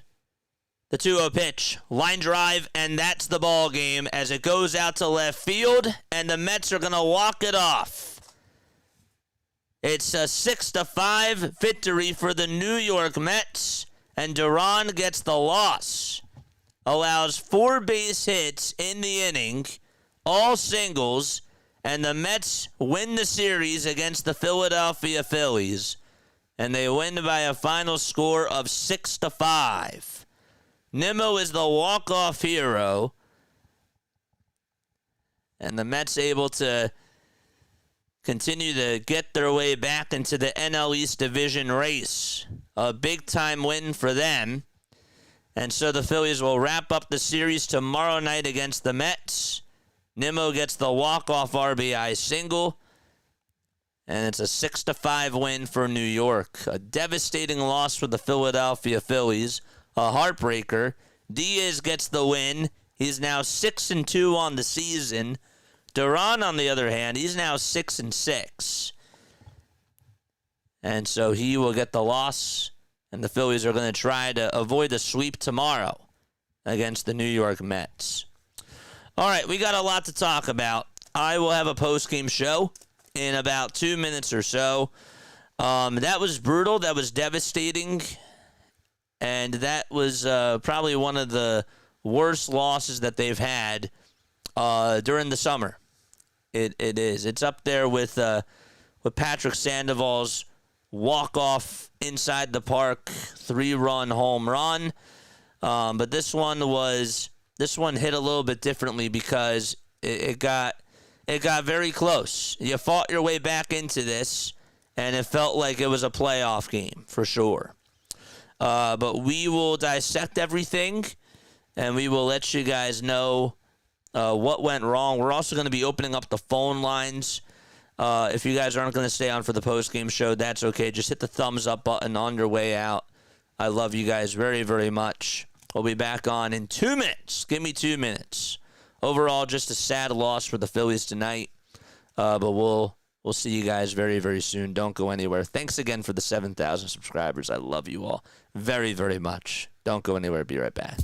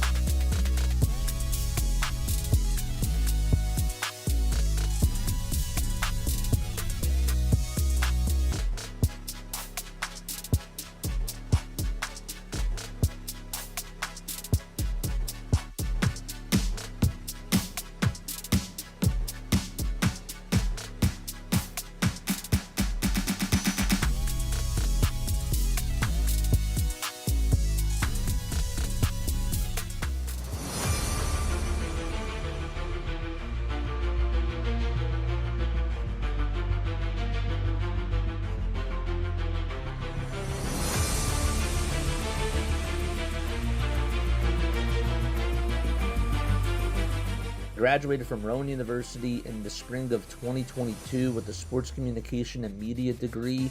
I got to actually call minor league baseball and G League basketball games while I was in school. And then I graduated, and as soon as I graduated, I went to NFL Films in Mount Laurel, New Jersey. And as much as I loved that experience, I miss putting on the headsets. I decided, you know what, talk is cheap. I have a laptop that's in my house, and so 21 months later, here we are, still on YouTube, calling games and building an incredible, loving community on here with the people that I call my Philly freaks with a capital P and a capital H. We go live for every single Phillies, Sixers, and Eagles game, and we do it like old school radio play-by-play style. I'm Jason Joseph, and this is Play-by-Play with JJ. I showed a swung on barrel. Get out to right field. Bye-bye baseball. That baby is long gone. Big picture, you lose the series to the New York Mets. Also, big picture, you're still up 5 games in the NL East. Okay, I'm not going to go there, but we're living in the moment, and this was absolutely a heartbreaker of a loss the Phillies faced today. Ultimately, Jesus Luzardo did not have his best stuff out there. He worked his way out of traffic in the first inning with bases loaded.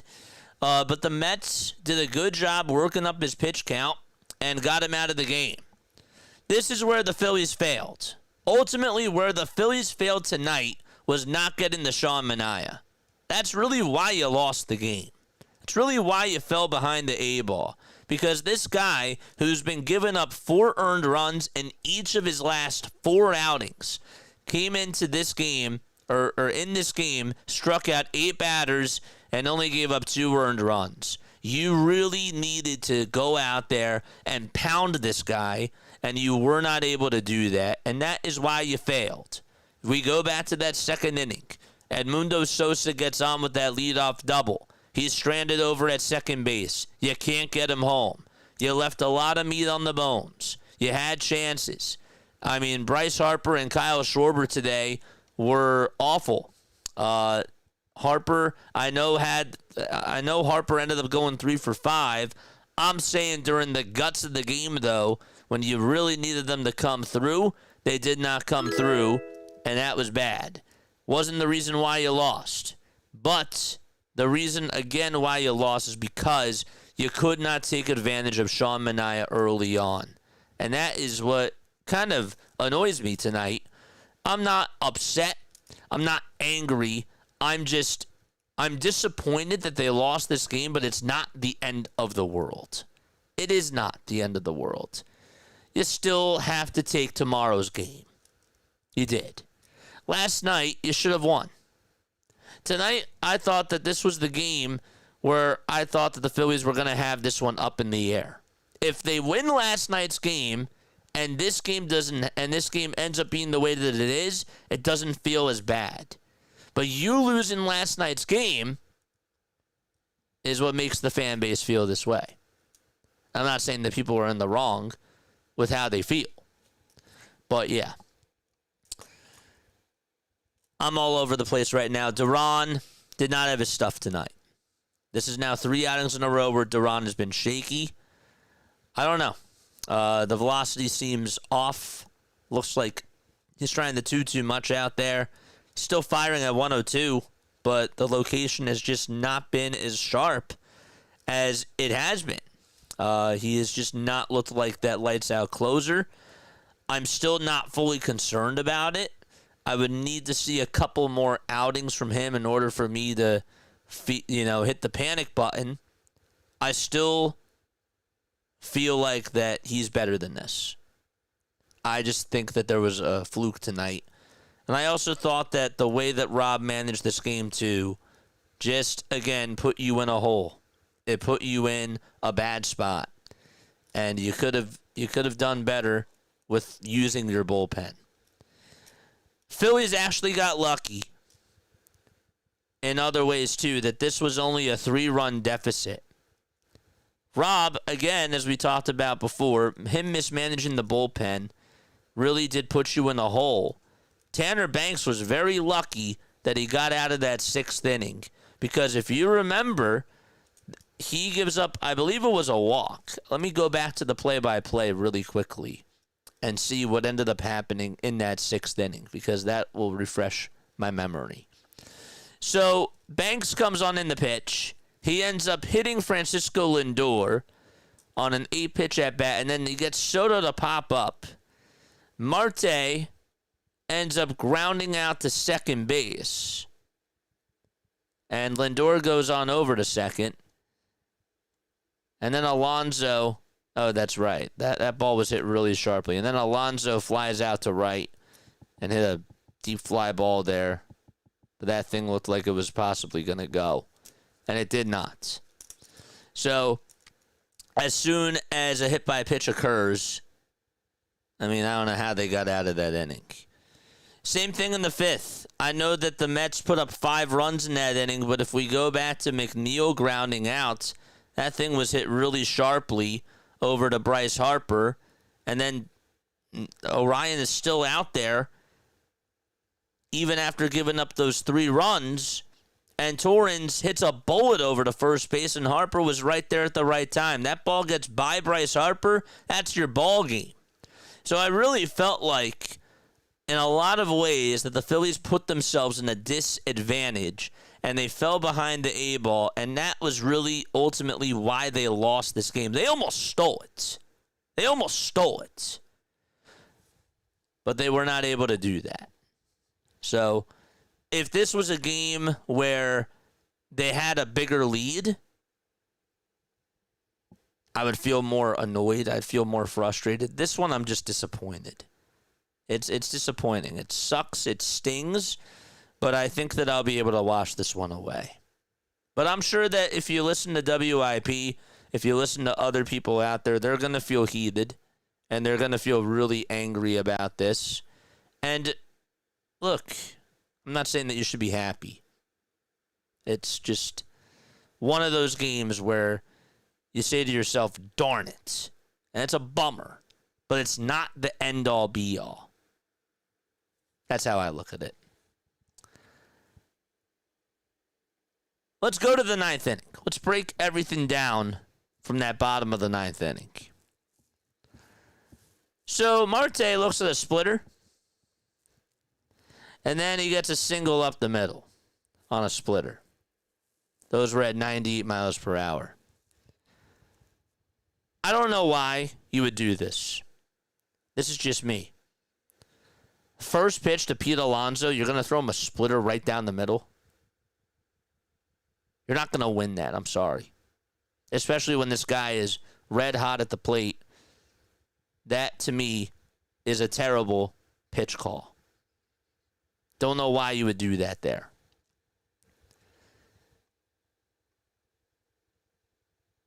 You throw 6 pitches to Brett Beatty. They're all 4-seamers. No splitters. Nothing else. No sliders. Nothing. And Beatty is able to get ahead in the count 3-1. The pitches were off target. And during the middle of that at-bat there, when the count is 1-1, you use a timeout. You just have to. You have to use a timeout there. You have to use a timeout there. This guy is shaky from the start, and he's just not locating his fastballs in the right spot. So clearly he's having a location issue. Clearly he's having a command problem. You go out there, you talk to him. I understand that he's your best pitcher, and some could argue, well, why does he have to be talked to?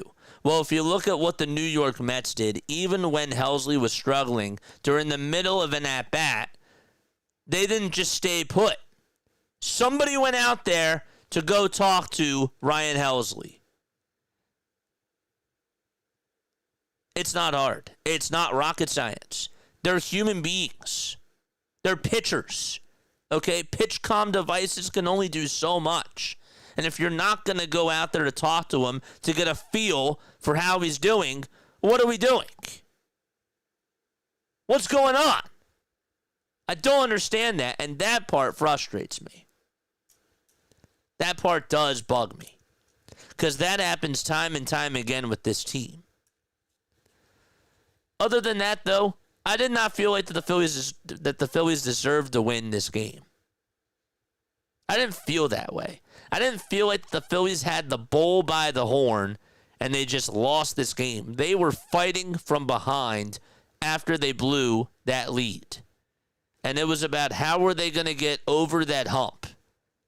If they would have gotten the lead in the 9th inning and then lost it, I feel different. The Mets were the better team tonight. They've been the better team during the series, and it sucks. You better not get swept, though. You better not get swept, because that's not going to sit well. That will not sit well at all. But it's not the end of the world. Didn't like how that whole 9th inning was executed at all, and I didn't even get to the final at bat there. I mean, what else is there really to say? That single to Pete Alonso was the ball game. You get Alonso out there, that's huge. Bases loaded, nobody out. Brett Beatty fights off a single out to left field. That's just good baseball. You're ahead in the count 3-1. You put the ball in play. You don't have to fling the fastball. You don't have to swing for the fences there. That's called situational hitting. That's called putting the ball in play and playing small ball. And he did that there. And you tip your cap because the Mets outplayed you. It sucks to say that. It stings. But you were not the better team tonight. Zeus. I know that we mentioned a little bit about him. Jack said this in the chat, and I couldn't have put this any better. He was really going to that sweeper so many times tonight, and he was relying on it too much. It wasn't always working for him. Some of the time when I'm watching it, it looks great. Other times, it looked flat. Like it was just a slow pitch right down the middle. I didn't think JT called a good game tonight. I did not think that JT had a good day at all behind the plate. And even offensively. I thought that he was really a big hole in your lineup today. Nick Castellanos, I know that he got that walk in that 8th inning, and he made a nice sliding catch, but he's just been such a liability for you. 0 for 3, runs scored, a walk, 2 strikeouts, and did not do well. Also, by the way, Alec Bohm is so slow.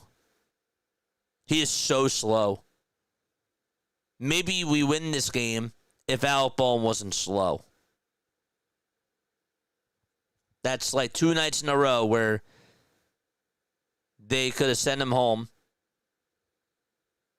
But if he has speed, he would go there. And yet we would get ourselves another run.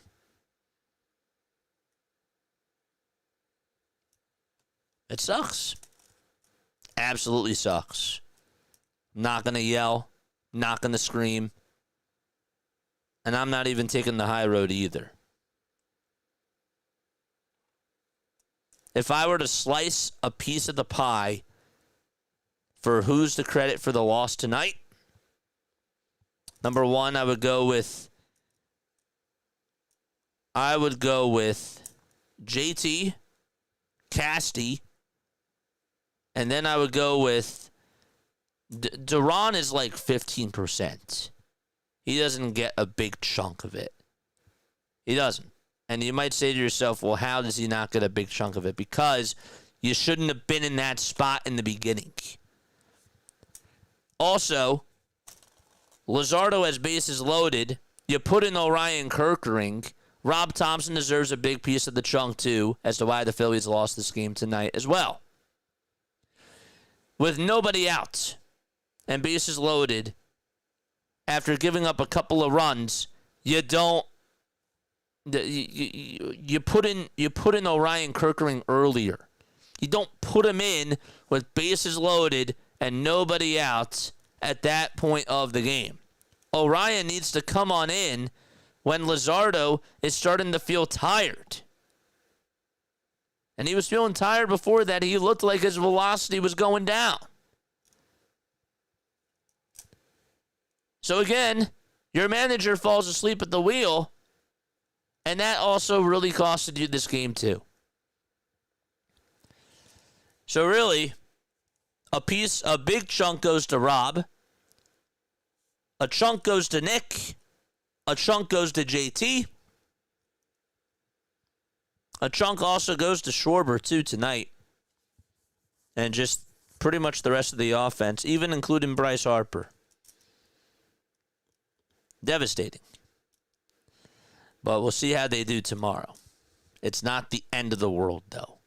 You're allowed to feel annoyed after tonight's game. But to say that they're not going to make it to the playoffs, to say that they're not going to win the division, that's still too soon. You're just overreacting. You are. You are. All right, let's take some phone calls. 610-314-0844. That is how you dial on into the show. I want to hear what you guys have to say. Sorry for that long soliloquy, but I did have to get all that stuff off my chest. All right, let's turn off Do Not Disturb on the phones. And now we are back on. There we go. Okay, so call on in. Again, 610-314-0844.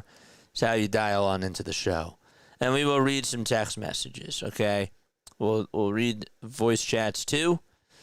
Yeah, we'll do that. Every Duran pitch was high in the strike zone, says Under Construction. Yeah, his velocity was off. His location was off target. The speed was there. He just was not locating his pitches in the right spot. I just don't think that he was sharp at all tonight.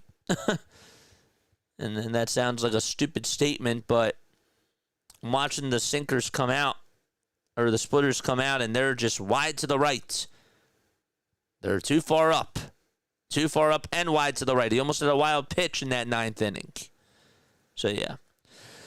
Brutal loss tonight from the Philadelphia Phillies, but how are you feeling after tonight's loss? Hey, tough loss, but you know what? We'll bounce back. We will. The situation that we put Durant in, I think I would have waited. But, here's another Rob Thompson where he blows another game. Correct. In the fifth inning, as far as I am concerned. You put a man in to pitch with bases loaded and no outs. Isn't that like so I make the comparison to this, okay? If your kicker, okay, in football is not warming up and you ask your kicker who doesn't really kick from 65 yards to go out there and make a field goal, you're putting the kicker in a position to fail. Don't you think that that's the same type of a thing when it comes to this?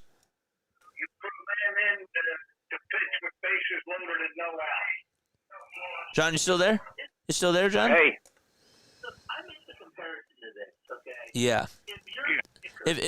So if you're a pitcher, or sorry, if you're a kicker, and you go out there and you don't kick from 65 yards, but your coach tells you, we need you to make this. Don't you think that that's basically the same exact thing? I think I lost him. Yeah. No. Yeah. John, I think I Yeah, lost I'm with you. Okay, there Yeah, you are. I'm there. There you are. There Okay. you are. But yeah, just a brutal fifth inning for sure. I thought that was terribly managed. And I can't understand why Alec Bohm, for the life of me, is just so slow over at third base. I mean, they could not get an extra run there after Bader gets the double towards that left field corner. I know a lot of other people that would have scored there, and I can't understand why he's just so slow. So. Hey, yeah. Okay. No, I'm back. Listen, tomorrow's another day. it's just a tough way to lose. But as I say, that fifth inning really hurt us. Absolutely. If we get out of there maybe with 2 runs, it's a different ball game. But it didn't happen. For sure. All right, John. I'll talk to you tomorrow. Schwarber, JT, they're just letting us down. I know. I hear you. Brutal. All right, John. I will let you go, but I will talk to you tomorrow, my friend. Okay? You got it, buddy. Have a good one. Love you, guy. You too. Take care. Bye-bye. Bye-bye. Shout out to John. All right, we're going to play a voicemail message from Cool J. He just left a voicemail message, so let's do that. Or was it a text message? There we go. Hello, my friend. What is going on? How are you? I'm doing good. Oof. How you feeling after this loss, man?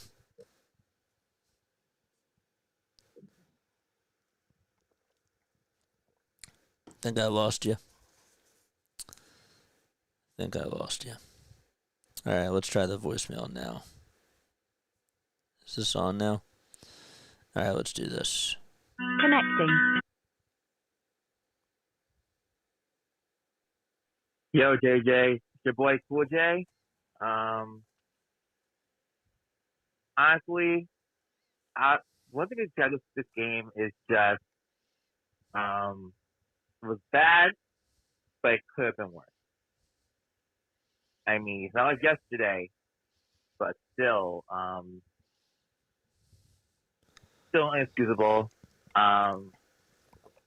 Things weren't played well. The team but the team did fight back. But overall message said was tight end. Whoops, the hell is you? All I can say is just, do not get swept tomorrow, because it could definitely switch, how the fans view you guys as a team, and your team identity. Yep. Could be also in jeopardy.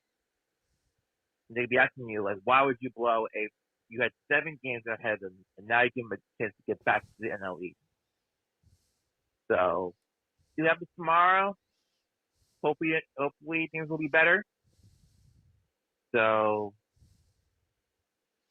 yeah, that's all I got, man. Have a good. Yeah, I mean, it just sucks. It sucks because we just can't find a way to win out at Citi Field.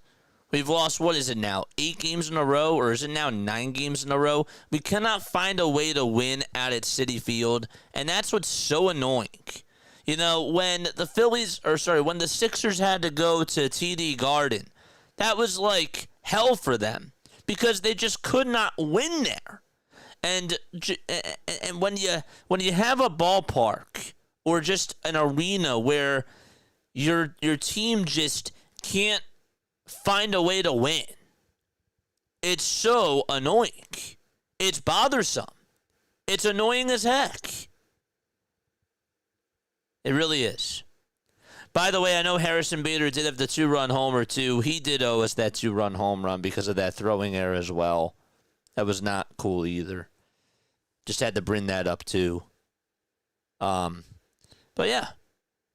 This and also AT&T Park. Yeah. It's not fun. Or Oracle Park it is. I think it's Oracle Park now. It's not fun at all. Definitely not good. All right, we'll read some messages, and then we're going to call it a night. Excuse me. JT sucked the call and pitches tonight. He did. He was brutal, man. We're 2-6 against the Mets this season. Look at them after the All-Star break. They've been trash. Yeah, I just, at the end of the day, you lost the series out at Citi Field. Just don't get swept tomorrow. I did expect them to lose this game coming on into the series. I did not expect them to get blown out the way that they did. And they put themselves in a hole. And even after having a 2-0 lead, your manager got outmanaged. And Mendoza didn't even do a good job himself. It just took Rob Thompson to stink it up a little bit more. for the Mets to win. Essentially is what happened. So, yeah, brutal. Absolutely brutal. But we'll be back tomorrow. Don't you worry. I love you guys to death so much. I'll read one more comment. Yeah, we will listen to the press conference. I will definitely do that once we're done here. Watch tomorrow's game to see the Phillies get spanked again by their legitimate fathers as Nikos. I can't say anything, my friend. You can talk your talk, but guess what? Just show up when it matters the most. That's all I got to say. That's it. That's it. All right, love you all very, very much, and I will catch you all on the next one. Good night. And thanks again so much for the 7,000 subscribers. I think I've said it like 25 times tonight. Means the world to me. And you know I love you all to death. All right, bye. See you tomorrow.